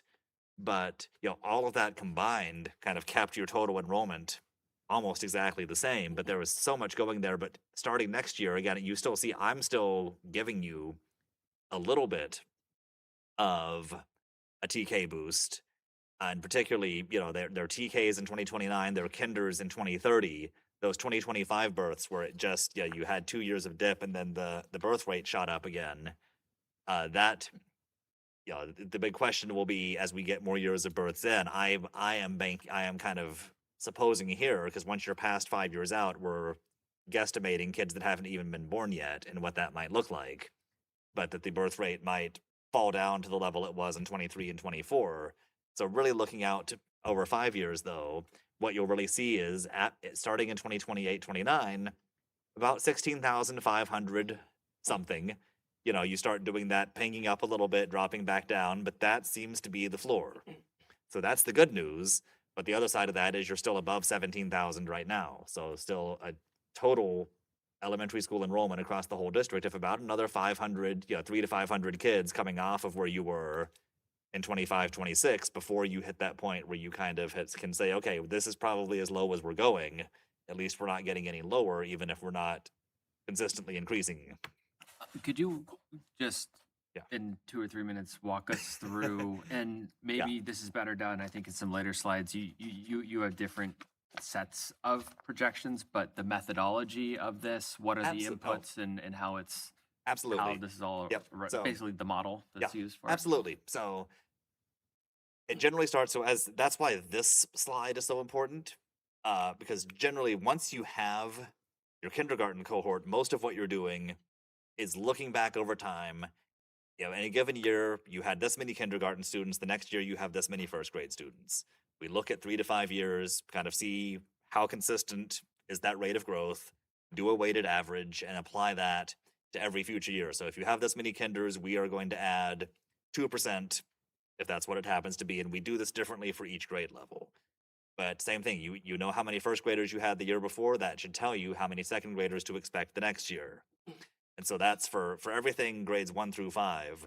We're just really looking at from the year before, how many kids that you have that are going to be advancing to that grade, and how is that number likely to change based on recent history. If there's anything else, like I said, if you're in a school boundary and there's going to be a just major new residential development project where you, especially things like big apartment complexes, especially affordable housing, you will suddenly see maybe a lot of kids show up at once. But otherwise, who you already have tells you, 1 year later, just the next grade up. Again, it's not the exact same kids. In reality, you start tracking on the individual level. A lot of people move out, other people move in. But for 1st through 5th grade, that's really where it is. And that's where, again, it's looking at who you have now that you know is moving out. Because once they hit 5th grade, it quits being an elementary school issue. Then we're tracking what happens as they get to middle school. So the trick is then how do we anticipate those incoming kindergarten cohorts? And that goes back to the birth data. It's that ratio of any given year, when we look back at the births from 5 years before, it tracks at, and because I can, if you're interested after, when I'm not presenting, I'll quickly pull up the data that I have and I can give you the exact numbers. I don't have it in the presentation, but that I have on hand and can get for you. But so just, this is a, for example, number, but say 85% of the births in any given year become kindergartners on average. Maybe some years it's 83.5, some years it's 86.5. And so there's going to be some variance year to year, but if we're just projecting ahead, we're going to say we know the number of births there were. We're going to put 85% of that number as incoming kinders. We do a completely separate analysis with the transitional kindergarten, and that gets us in. But that's why that new kindergarten number is crucial, because then you're rolling that ahead. Then, based on our usual growth, we know we have this many kindergartners. That tells us what to expect for first graders the next year. And then we adjust this for any number of things we can anticipate. Again, a big residential development change of pace, whether up or down, because sometimes it's a case where there's been an area that's been building consistently, but it finally finishes, and suddenly you don't have new families moving in every year. So you need to account for it both ways. But again, in most of Capistrano USD, we're not seeing major shifts in the pattern and pace of residential development being something that's going to hugely shift the way that your numbers move. And so what that gets us into is kind of what I was pointing out. You still have in your upper elementary grades another couple of years where you have 2,700 something kids and maybe 23 or 2,400 something kids coming in for kindergarten. And so that's just that kind of built-in decrease. If you're just looking at the bottom line total of an elementary school enrollment, it's that sort of potential energy thing from kind of high school physics of just, you have this bigger number that inevitably is going to leave, and that's going to pull the whole total down if you don't have an equal number coming in. And that equal number coming in, that's the hardest part of the job. That's where people get mad at me when I'm very, very wrong about that. And we try not to do that. And that's why having the idea of how much can I lean on that birth data to tell me what's going to happen. And CUSD, again, in a district this size, we're not projecting any individual school based on the district-wide total, but for the district-wide total, we're actually do a pretty good job of landing within about 1% of what's going to happen with the total enrollment based on who was there the year before and who we think is coming in the door based on births. So that's one of the questions that I had is this is only modeled at the district level. This isn't on a bottoms up basis where you do this analysis by school and then aggregate it up because it's presumably not available. Actually, no, we do it. We do this by school too. Oh, you do it by Yeah, school. Okay. but So it's you take more- into account like, oh, there is a new affordable housing apartment complex being Absolutely. built next to this school. It's going to deliver in this year. So that'll give them a boost there. Absolutely, Okay. yeah. But it's more, I do it at the district level first, and Mhm. then I also do it independently for all the schools. I add up all the schools, and then I start adjusting some things at the schools so that they all add up to something approximately, get to the basically, same. like if I think district wide, I'm pretty sure there's going to be, 2,491 kindergarten students, and then I do the calculation across all my schools, and I'm only getting to 2,450. I say, okay, I need to boost a couple of my things to get the sum of all of my schools up to where I'm pretty confident it's going to be across the district. And so we kind of do that at all the grades. But yes, we are, and that's why in a district your size, we're tracking the births by zip code. We're only looking at the schools that have an attendance boundary that also serves part of that zip code. We kind of break things out proportionally of just, this zip code had 100 births, just using round numbers, that's going to turn into 85 kindergartners.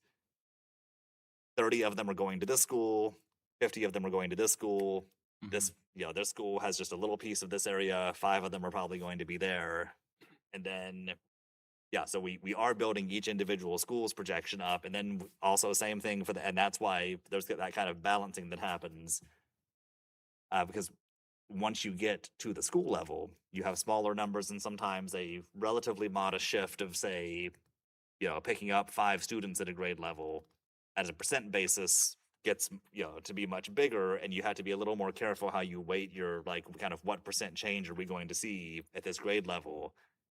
And that's why I like to kind of do them all individually, but then add them back up, compare it to my independently calculated district total.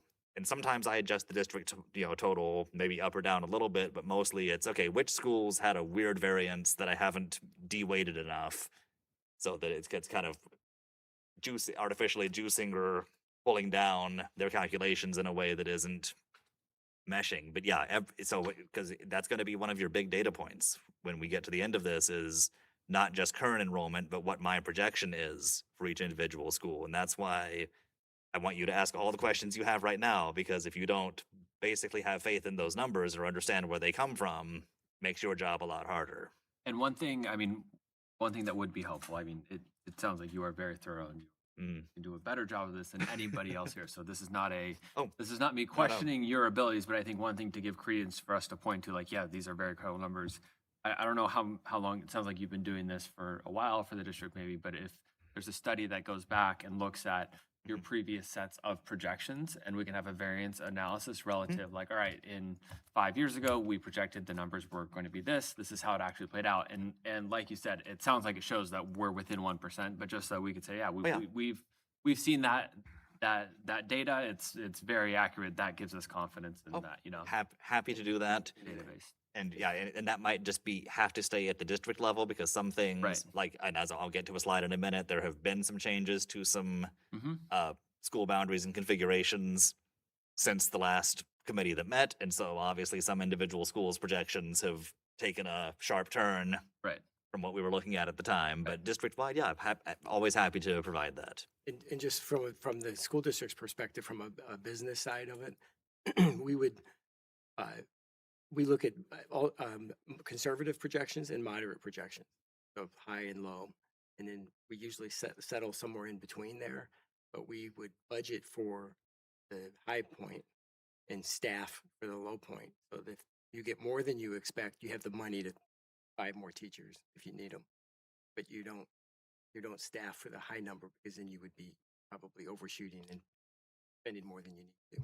But it's also a balancing act with the finances and things like that. Okay, I have a couple questions. So on this chart, 23, 24, 24, 25, 25, 26, that's based on actual, correct? Correct. Okay. And 26, 27, the Yeah. school year started. How close are we to that? Is that, And that's, I think I have not actually gotten this year's numbers yet. I think because school just started last week, right? and some Yeah. people don't really think about it until September. I know that. No, and that's just because the numbers can change sometimes something drastically from day to day and week to week for the first 2 or 3 weeks. So I wondered about that. Yeah. And then I found it helpful to kind of Hmm. draw a line for where the numbers went to. And one of the things I noticed is that every progression was a slight increase. Yeah, And most of the time, I mean, you might, and that's exactly what we saw in that last chart, is that once you have the kids, over time, they tend to, on net, pick up enrollment year to year, grade to grade. Right, okay, which makes sense. Yeah. All right, so so this actually proves that chart. or vice Absolutely, or versa. rather, the chart is just visualizing Mhm, it in a different way what this chart is showing when you look at it like you just did. Yeah. mhm. So, And it looks like 2020, you must have some assumptions on the TK because the TK had an enormous bump in Yeah. 24, 25, not as big of a bump between 24, 25 and 25, 26. Well, how many of them went into kindergarten? So as people are more familiar with the TK program, you must have some, I guess I'm asking to hear the assumptions. Mm. Like of the birth rate, what percentage do you Yeah. think is going to go to the traditional public school? Of the TK, of the birth rate, how many will be, are you assuming will be part of the TK program? hmm And then will, what additional bump? Because oh, you're making you're making an assumption between TK and K. Right. The numbers are, they're not as big of a bump now that the program is in for a couple of years. Yeah. No, and absolutely. So that, Sense as people are enrolling in it, you don't have surprise people showing up for Yeah. kindergarten.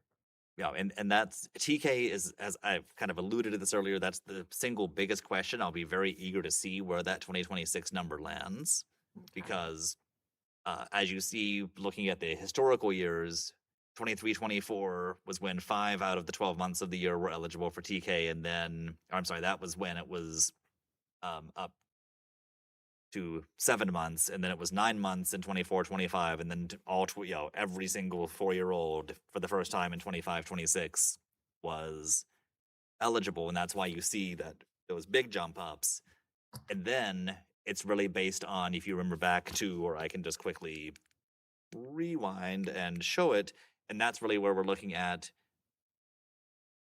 So you're Uh, taking a percentage of this, so I but- guess it would be. And TK's been a little interesting because I was having to sort of take, for kinder, it's more straightforward. We have a total for kinder, we have a total for births, 5-year separation.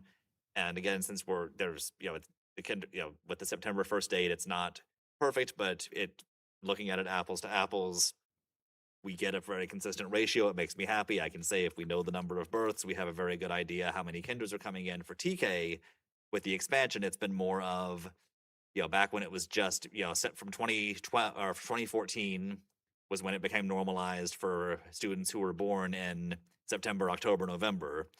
Because getting arcane here, but the origins of TK was when the state shifted the kindergarten enrollment date back from December 1st being when you're 5 years old to September 1st. The kids who used to be eligible for kindergarten but weren't anymore had the TK program, and it was only for them. Yeah. And so, but then sort of it was like, wow, this is really beneficial. Maybe we can just expand this now to more people. And so starting in 2021, you got now we're pulling it back instead of only being October, November, December now, or September, October, November, now the December, January birthdays get in, then the February, March birthdays, and then April, May, and then this last year, the June, July, and August birthdays basically all got to come in for TK. And this will be the first year of, I have been suspecting that we're still going to continue relative to the number of births. And that's tricky because the number of births is also going up and down some. But relative to the birth pool, I think we're still going to see the capture rate creeping up Mhm. as it just becomes more normalized. There are still people who just don't even know it's a thing, despite everyone's efforts to get the word out.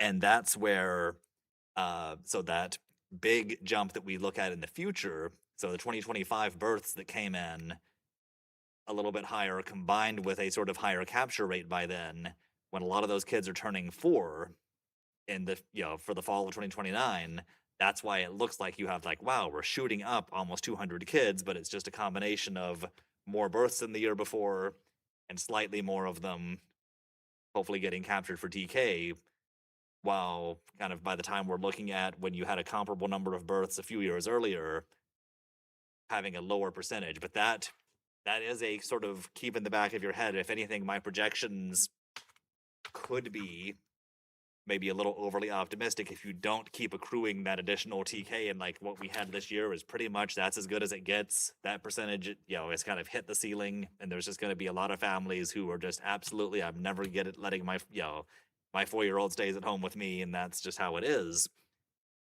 But I do think we're going to see some creeping up. But I have been telling this story to so many districts all around the state for the last few years. Fall of 2026 was always going to be the moment that we start to see, are we still seeing some gains proportionally? Or was the 2025 number just going to be a hard cap and basically everyone stays there? So we'll find out. But obviously you asked a question and here we are 20 minutes later. But that is basically the math of it.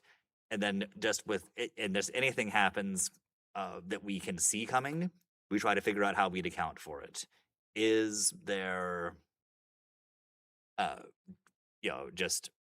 now in a community this size, there's no one employer that's going to swing things much, but I'm in some small rural districts and suddenly, this entity that employs 10% of the city is relocating its plant somewhere. That's going to be a big swing on some numbers that otherwise isn't accounted for in your history. So to the extent that we can see things coming, or or as soon as we maybe hear something is happening, we can go back and say, this changes what we thought we were projecting for you, and let's update that as fast as we can. But otherwise, for a lot of things, and the bigger you are, the more evened out it gets. It's just, your history tells us a lot about what's coming, but at this point now, you kind of know what I'm looking at that informs what I think is going to happen. But I think the major takeaway from this, if nothing else, is still going down some, but within 2 or 3 years, finally stabilizing at elementary school. It's just the extent to which that leaves you with a lot of excess capacity. So again, not the same story for every school in the district. You go, and this is just based on those 25, 26 numbers. Again, we'll tweak all of these before the next meeting. I don't think it will tell a very, very different story, but we'll get the 26, 27 numbers in there as soon as we have them. Once they've, everything settled down with who actually showed up, who was enrolled, who showed up, who wasn't enrolled, but they're here now, so we're going to enroll them. All those fun surprises you get in the first week of school or so. But here's just everything across the board. And again, across the average of the district, 73%. It was, it was only 69% when the DAC met 2.5 years ago. And so I will get to the decisions that came as a result of that committee's work, but that has pulled the average up. There's still a lot of room. And again, we're down to 68% by the time we get 7 years out. While some schools are going to remain very heavily enrolled. I just Oh, have yeah. a question. I just want to clarify. So this percentage is based on the amount of students a school site can house and how many are currently at that school? That's exactly it. So the capacity is determined based on how many classrooms there are at a school. And so for a lot of these, it is kind of independent of current usage. Because there's kind of the capacity based on how many teachers we have hired right now, i.e. if we had, we have 2 kindergarten sections, we can put in, let's call that 50 kids. And if we get more kindergartners, we either have to, find another room and hire another teacher. And so there's that capacity. This is more of you have all these classroom size spaces. And if all of, that could be classrooms, if you go back to 2009 at your peak elementary enrollment, probably were classrooms. And so even though some of them might be used as resource and support spaces, as parent resource rooms, there's, sites are great at making sure, there's not just empty rooms sitting around, but it's just really, kind of basically reasonably, if all of your classrooms that were really built to be a classroom are used as classrooms, how many kids could you enroll at this site? And is that including just classrooms, or is it also including portables that are on Portables that are, currently on? yeah, that now some of them, like you might have a portable, if it was put there because it's a YMCA portable that's only there for YMCA to run their programs, that's not counted as a classroom because it was never, that room never existed to be CUSD's classroom. So, so we have that level of detail. But yes, if this capacity does include portables, and that's a data point that's in the full table, is we have kind of the total capacity and then how much of that capacity is from portables and what is left as the permanent capacity, just because that can be useful to look at in terms of, I mean, it's across the whole, I mentioned the first slide, 26% of all of these classroom spaces are for portables, actually. Does this include like special ed classrooms? Correct, and that's where again we kind of start getting into some of the nitty gritty, and so for these capacity numbers, we do acknowledge that special ed classrooms will not have as many students in them, and so while generally we're counting all the spaces that could be classrooms as classrooms when there are special ed programs, obviously they whether they're at that site or somewhere else, but wherever they are right now, we're saying this classroom, instead of having 24 kids in it, is only going to have 10 kids in it. Okay, so that I had the same question. Yeah. If you have one of these elementary schools that's built up a large special ed program, these numbers don't assume that, oh, you Correct. wipe that clean and then you're Correct, and you're that's- filling those classrooms up with 30 Yeah, kids again. and that's why, I mean, with anything that you try to look at kind of a consistent view like this, there's always going to be once you start talking about some individual school, it might be if this school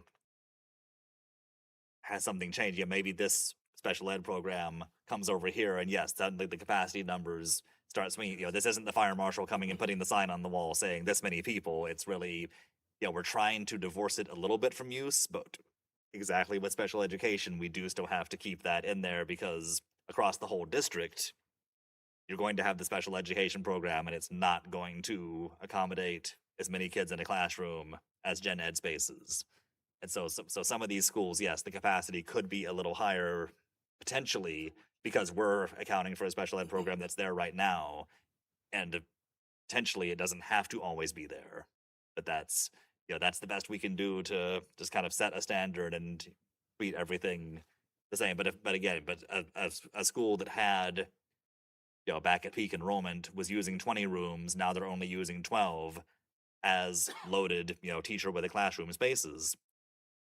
Absolutely, you're not going to find just a bunch of boarded up vacant rooms. You're going to find that they're doing things that help the students that are using those rooms for all kinds of great uses. But it's kind of like when the rubber meets the road, if you basically how creative are we having to get to keep, to find good ways to use these spaces that are opening up because we don't have as many kids there. And that's where just enrollment tells one story, but then this is really getting into the kind of what % of the classrooms that you have at your site are you using based on, kind of we load those up, including some of the ones that maybe aren't being used as classrooms now, but again, have been maybe even in the not too distant past, and then saying based on the current enrollment level, what % of your capacity is that using? And that's why if you see some of these, particularly like in the current, at Arroyo Vista, going over 100% does not mean there's kids with desks out in the hallway. It just means that there's probably a few rooms that are a little more full. I'd have to go back and look at that, something since we did these capacity numbers, which we're carrying over from. It could have been when the capacity was established for it, it was probably not counting some classrooms that were being used for other use. Now, those would be full classrooms instead of used for. Yeah, or yeah. And that's- So and so that's yeah, just but an I'm just estimate. looking at and with the projections. So maybe Laguna Niguel does not actually, could not, based on the rates of growth that we're seeing for some things and the births in their area, maybe it functionally would not be able to get to that level of enrollment, but that's where we see the enrollment trending. But i.e., if we're, we're looking across the district, though, we're going to see some schools enrollment is trending up, more of the schools enrollment is trending down.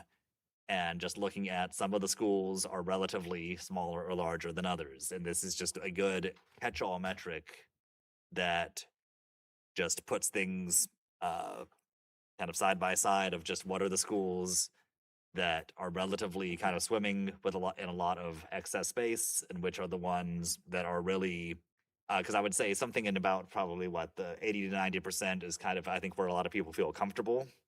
And so, you don't want all the schools to be 100% utilized. But once you start getting it down below about 70%, you start just, I think, really noticing that you have a lot of spaces that aren't being used as classrooms anymore. I have another question. So my children are at Lobo, which is just recently combined with another school in our Yes. district, Marblehead. And this shows that it's at 100% capacity or close to that. Mhm. And I, um, And just in our conversations, that was not what was told to us. We were like, I don't know what the numbers are, but Ah. we were told the school was built to house like 700 students, and we weren't even close to that. Like, they're like, there's going to be plenty of room for both of you. So just wondering if Okay. you could expand on that a little. and so that one, I will say and we'll get to the things that changed since the last committee. Sure. So for now, the enrollment numbers, because I don't have this year's, which is the first year of the change. So for Lobo, I took the 25-26 totals for Marblehead and Lobo and just put them together. And so that one is so that one, as well as the Del Obispo and Kinoshita merger, are the ones where this number, absolutely consider it a placeholder until we see what actually shook out from that. Because my understanding is you've already kind of seen some movement to some other, families that were at Lobo last year didn't all go to Marblehead. Yeah. Or which is still Lobo, which is at the campus that was formerly called Marblehead. Yeah. Yeah. So for the capacity, does it go by just the number of classrooms, or does it go by classrooms that, if they're deteriorated where you couldn't use it anymore as a classroom? Is that in there, or is it just total number of what you think could be classroom? It is just now that's because we have condition assessments that are campus by campus, but I know within that because I think at least for the portables you actually have. Yeah, we do have assessments on all the portables. Yeah. And so certainly some of them, yes, are in much worse shape than others. But I think Yeah. at this point, I'm not aware that anything was excluded because it's kind of this mentality that it should be condemned and not used for a classroom anymore. But I would say certainly as sites have more space, I'm sure there are considerations of we would not use, that would be the last classroom we put kids in if it came down to it. But yeah, but no, that's a great question because we have a condition score from the district's last formal assessment for all of each campus has a score, and then separately there is a portable assessment. We don't have that level of granularity yet, but can see what we can get you to if it's important of kind of portable classroom by portable classroom. Because there are some, and more so I know of some that I saw from the report at the high school level that, no one's probably should be using as a classroom anytime soon. But at the elementary schools, if it, outside of things that are dedicated for preschool or YMCA or something, if they have a full size, 960 square foot portable on a site, we're saying that could be a classroom. That's why we also do show where we break out the portables and say, and this is the capacity that's just coming from brick and mortar or, permanent buildings. And so here's one thing you will see. The capacity is jumping because, again, that's why it's very important to keep that perspective that there are parts of the district where you've seen increased birth, increased student population, growing populations. And so there's the Rienda School that is in the works that once that opens, you'll see the jump in the capacity there.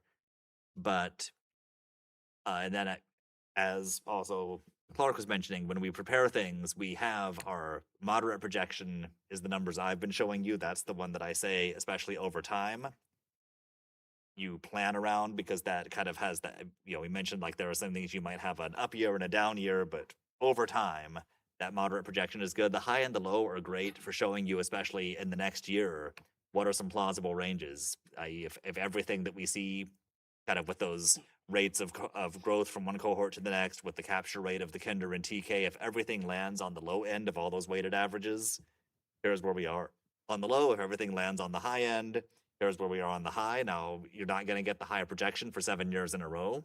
It gets very academic the further out it goes. I would say mostly look at that moderate projection.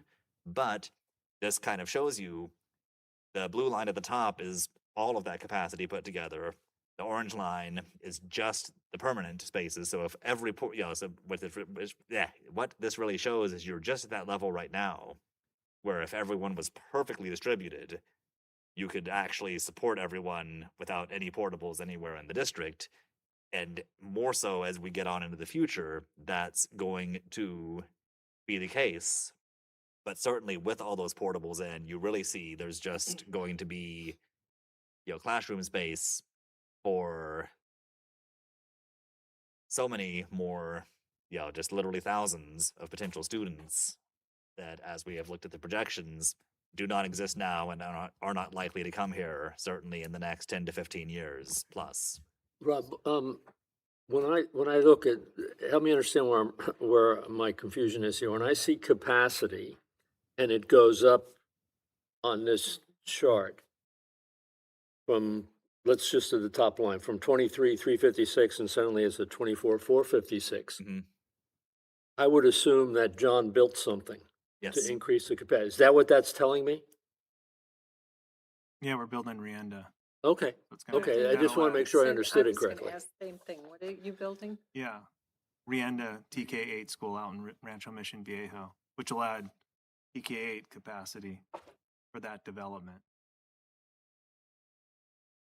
And where is that again? Rancho Mission Viejo in Rienda, plant area 3. Okay, yeah, I was gonna. Yeah, that's scheduled to open in August of 2027.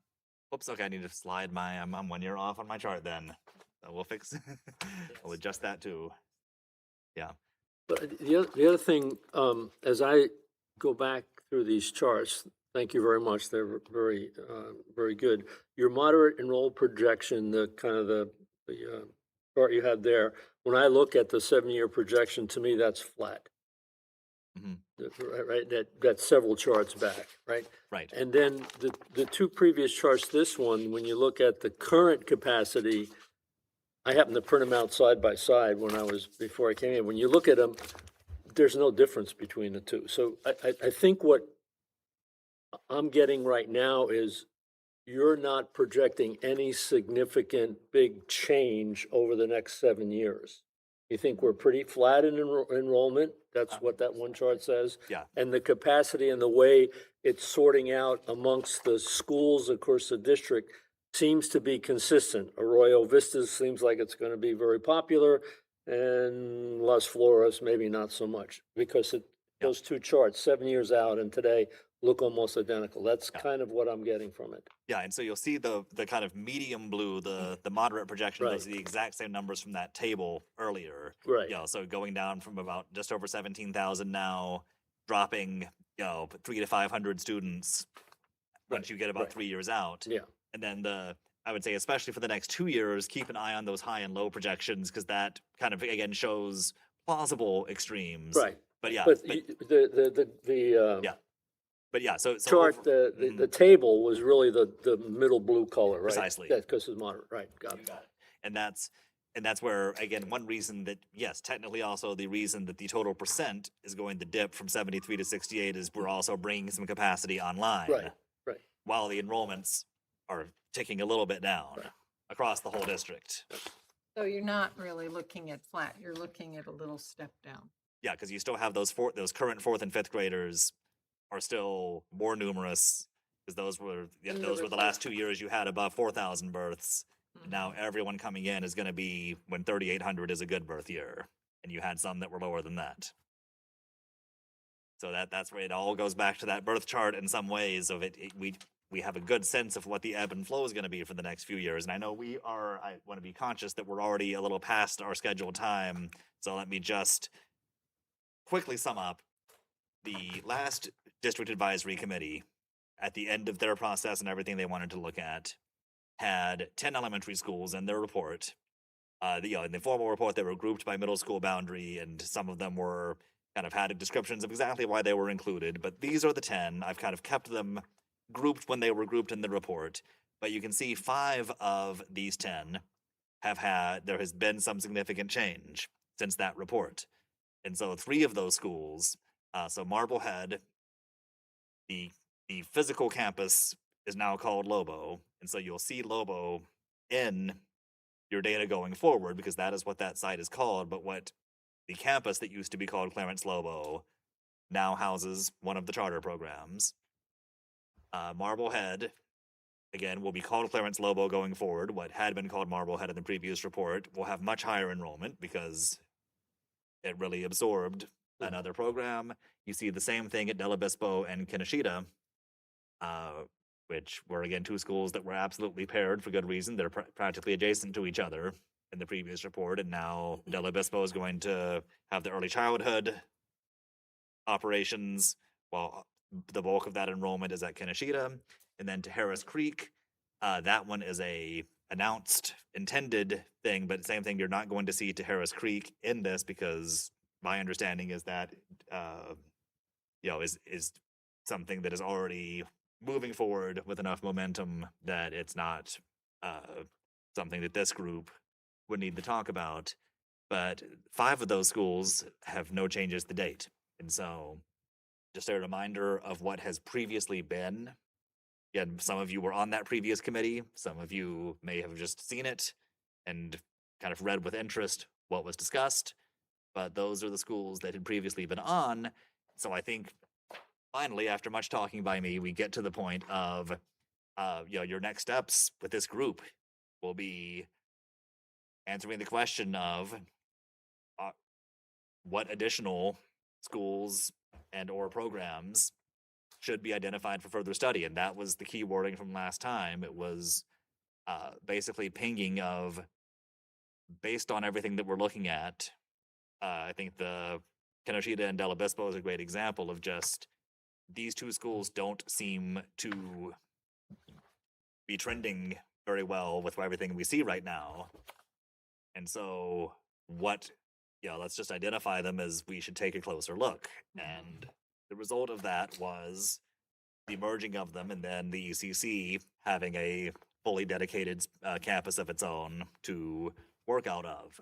And so that's the sort of thing you aren't necessarily coming up with the precise what exactly happens next, but just what are some things that should be studied further based on what we can see. And so we have, those of you who were here last time, remember the big Google sheet where you have all the different columns of data and you can sort things and highlight things and compare things across as you want. Again, we don't have 26, 27 numbers in yet, so there'll be kind of an update before your next meeting in September, but I believe we will be able to provide that to you. And that was, again, from what you heard from Sarah earlier, just, you can come into the next meeting having reviewed some information, having some thoughts, and kind of being ready to tell us what you're seeing. And in the meantime, I have my notes of everything people suggested might be useful. We'll try to kind of clear that up with some quick housekeeping at the start of the meeting. Largely, that will just be, there's things in your binder now that speak to that point. Let me know if you have questions about them now that you've had a chance to see them. But a lot of it will really just be hoping that we hear from you. Here are some things that we think are worth discussing and talking about. So, Can you, I mean, one question that comes to mind for me, and having not participated in this before, helping us better understand what are the district's objectives or potentially constraints that would need, like, is it, what's the situation? Or is it the situation that, hey, listen, based on current enrollment, there are more school closures that need to take place, or no, we're fine, it's steady state? Like, what's driving the need for additional study? Are there certain thresholds when a school falls below this? It needs to be, like, understanding what's driving that to answer that question of should there be further studies, right? Like, what are the constraints? So the reason for the original committee is that because of the decline in enrollment, now we know is because of the birth rate and aging out of homes. But the idea is you don't want to operate very, very small schools. It's just not good for the education program. So the idea is to have this committee come together, look at the the trends and determine what the capacity and what the utilization should be. And then the district takes it from there and then determines where to go next, like he mentioned with Del Obispo, Lobo Marblehead. And so keep doing that analysis as we've starting to level off in our enrollment. Yeah, I did serve on the other committee. I might add, it was very helpful for me when we did that, was we're recommending, take a look at these other schools. We're not recommending they do take any action. That's strictly a board and and staff in terms of what's going over there. And you see in that sheet, we recommended, what, there are 10 or however many schools. You ought to look at these 10 elementary schools. That's all we recommended. Right. And then based on that, staff and the board made the decision to do this. So, Yeah, because there's that's, a lot of other things that will go into it. Right. What's the population out there, how far they have to move to the next one. I know they looked at that, but that's not what we're really asked to look at. and we have the previous DAC report here for you to read and go over, and as well as it's on our website. It has been since it was board approved. But if you read it, like some of the schools that were on there weren't necessarily because, oh, they're under enrolled or whatnot. It was like, oh, in proximity to this school, it could have an impact if you were to do X at this school. So that's where the list came from. So I don't think the district's looking for 10, 12, 15 sites. It's just what sites fall under the criteria. You see the trend, under enrolled. Can there be program changes? So that recommendation could go to the Board of Trustees to ultimately decide, do we move programs? Do we close schools? What do we do? And absolutely, John, it wasn't a recommendation of Right, closing right, any right. schools. And that was helpful to understand that. Right. I have a couple of questions. So, first, so we're not necessarily looking at, because it would be really easy to look at that chart you just gave us with the percentages of utilization and just say, oh, these first 10, why don't you just look at those? Those are the most underutilized in the district. Right. Right? So, what are so there's certain other things we should be looking for, correct? I mean, is that for each of us to decide? Is that my Bingo, question? I would say yes. Okay. Because I think if it was a simple, and that's just where I think that's always bad data science to say, this is our metric, we sort it, and Yeah. all done. You know, Okay. and so it's basically, do things show up in that list that there was a reason to say, that's just, there's not much that I think would change about that school. There's XYZ reasons why we still wouldn't put it on the list, even though it is among the 10 lowest utilization schools. Are there, to what John was saying, some schools that maybe in isolation don't pop out, but just because of their proximity to things should maybe be in the mix? And that's just where I think, particularly when we have the conversation next time around, I think absolutely the starting point is what you saw on the chart. And when it's in a sortable table, that's where it's kind of interesting. You sort of take that, projected utilization in 7 years, maybe find the 7 lowest schools and highlight them, and then sort some other things and just see, where do you still have groupings? Where do you see things consistently showing up across some other metrics? And where do you see things that kind of drop out of the top or bottom of the table, depending on what other things you're looking at? And what does that tell us? And again, my job is very firmly not to try to lead you onto anything, but to see, basically, I'm kind of into that data gopher now of just, is there something that you think would truly be useful? And is it possible that I can provide it for you, while saying, at some point saying, I think we're starting to rabbit hole here. And, you get a point of diminishing returns where you kind of, every new data point, you're just kind of seeing the same patterns showing up, and So- say at some point we got to just say what we're saying. Yeah. Because I was on the committee before, we did look at things like the condition of each of the schools. Like what was going to be the condition of a school compared to another school? How much work would be to get this school up to, because the schools were assessed based on, I think, repairs and things like that. Yeah. We they were. also looked at what commute it was, what school, the proximity of schools. So if one school was where we said, well, they almost shared a campus, so it would make sense to combine them. We also looked, So those things were very important and that we looked at that, but you wouldn't look at something that would cause a parent to have to transport their child all the way across on the other side of the city. So we looked at that. We also looked at special programs, like some of the schools have these language immersion programs. Some of the schools have programs for special needs, and they may be at low capacity, but because of how they are, what programs they have, they need more space. So I think that we have to ask a lot of questions, and as things come up, just ask questions, and then if we're off track, I'm sure that they will help us. And I want to point out one thing. I think, Justin, you mentioned it early in the meeting about the number of students that are actually being generated in that area. That's another factor that we look at. There could be a region where the school might be low enrolled, but the area is generating lots of students. So it could be programmatic changes or adjustments are made in that way so that it draws more of those students into that particular location.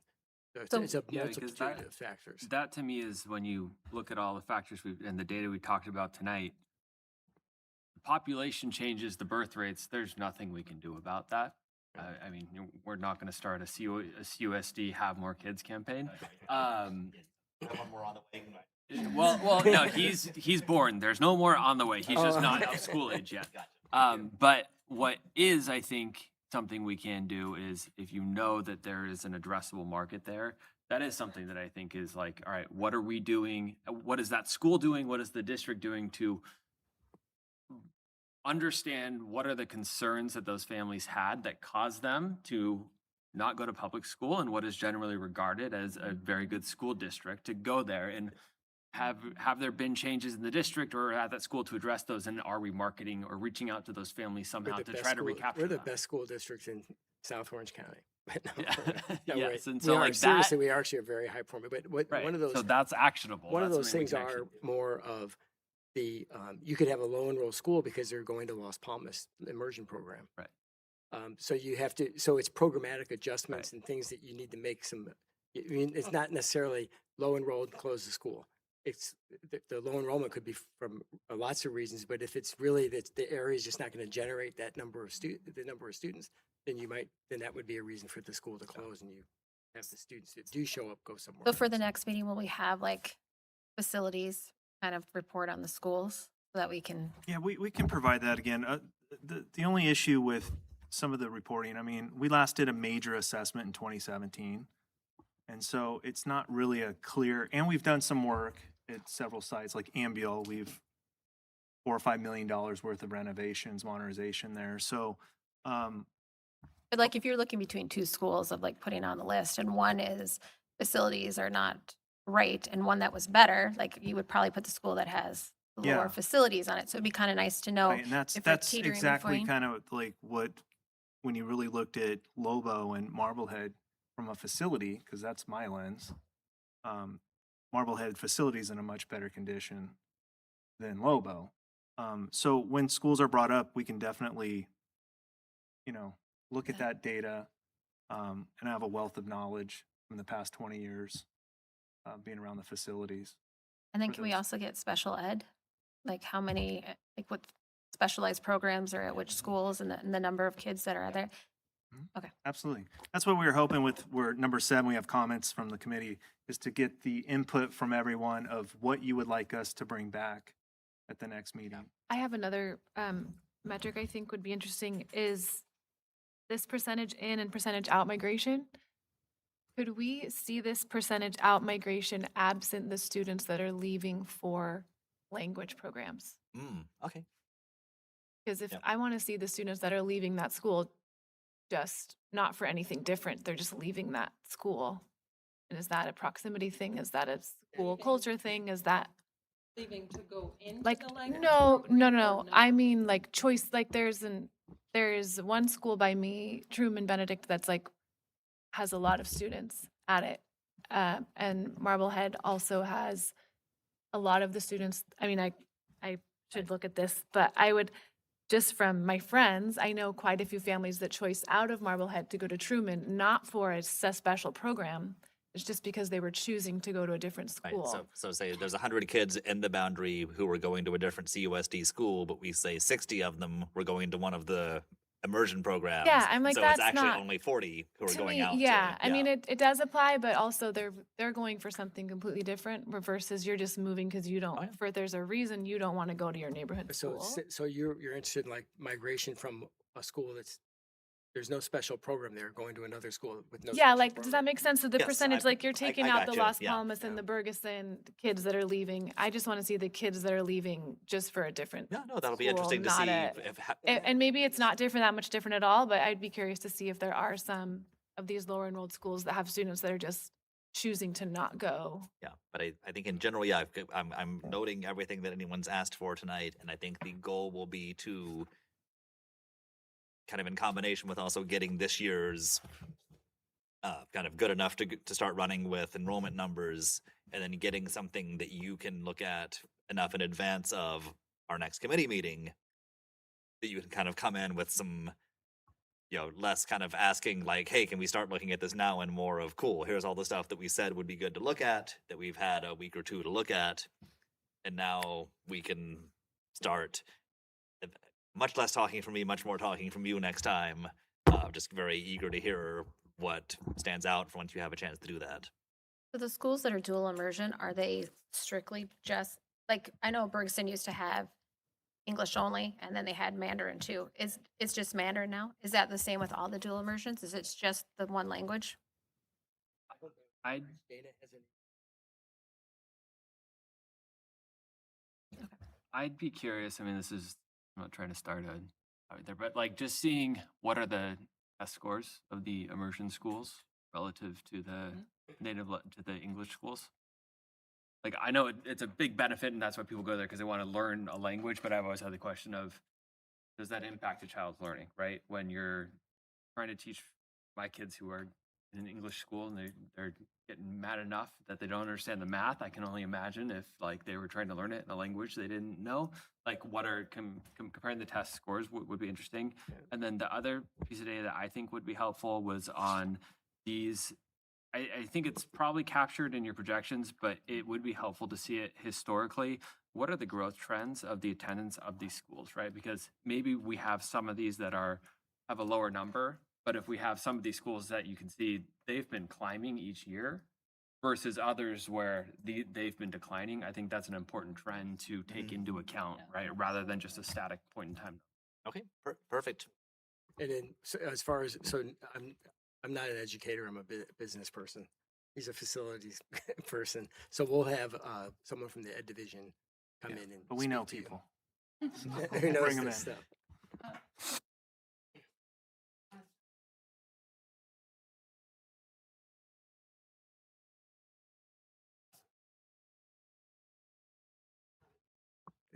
The California Department of Education has standardized. Oh, basis. are you talking about the SARC reports where you can go to individuals, look at the school accountability report card? It does have like different test scores and stuff on there. Yeah. California Department of Education has that for every school district.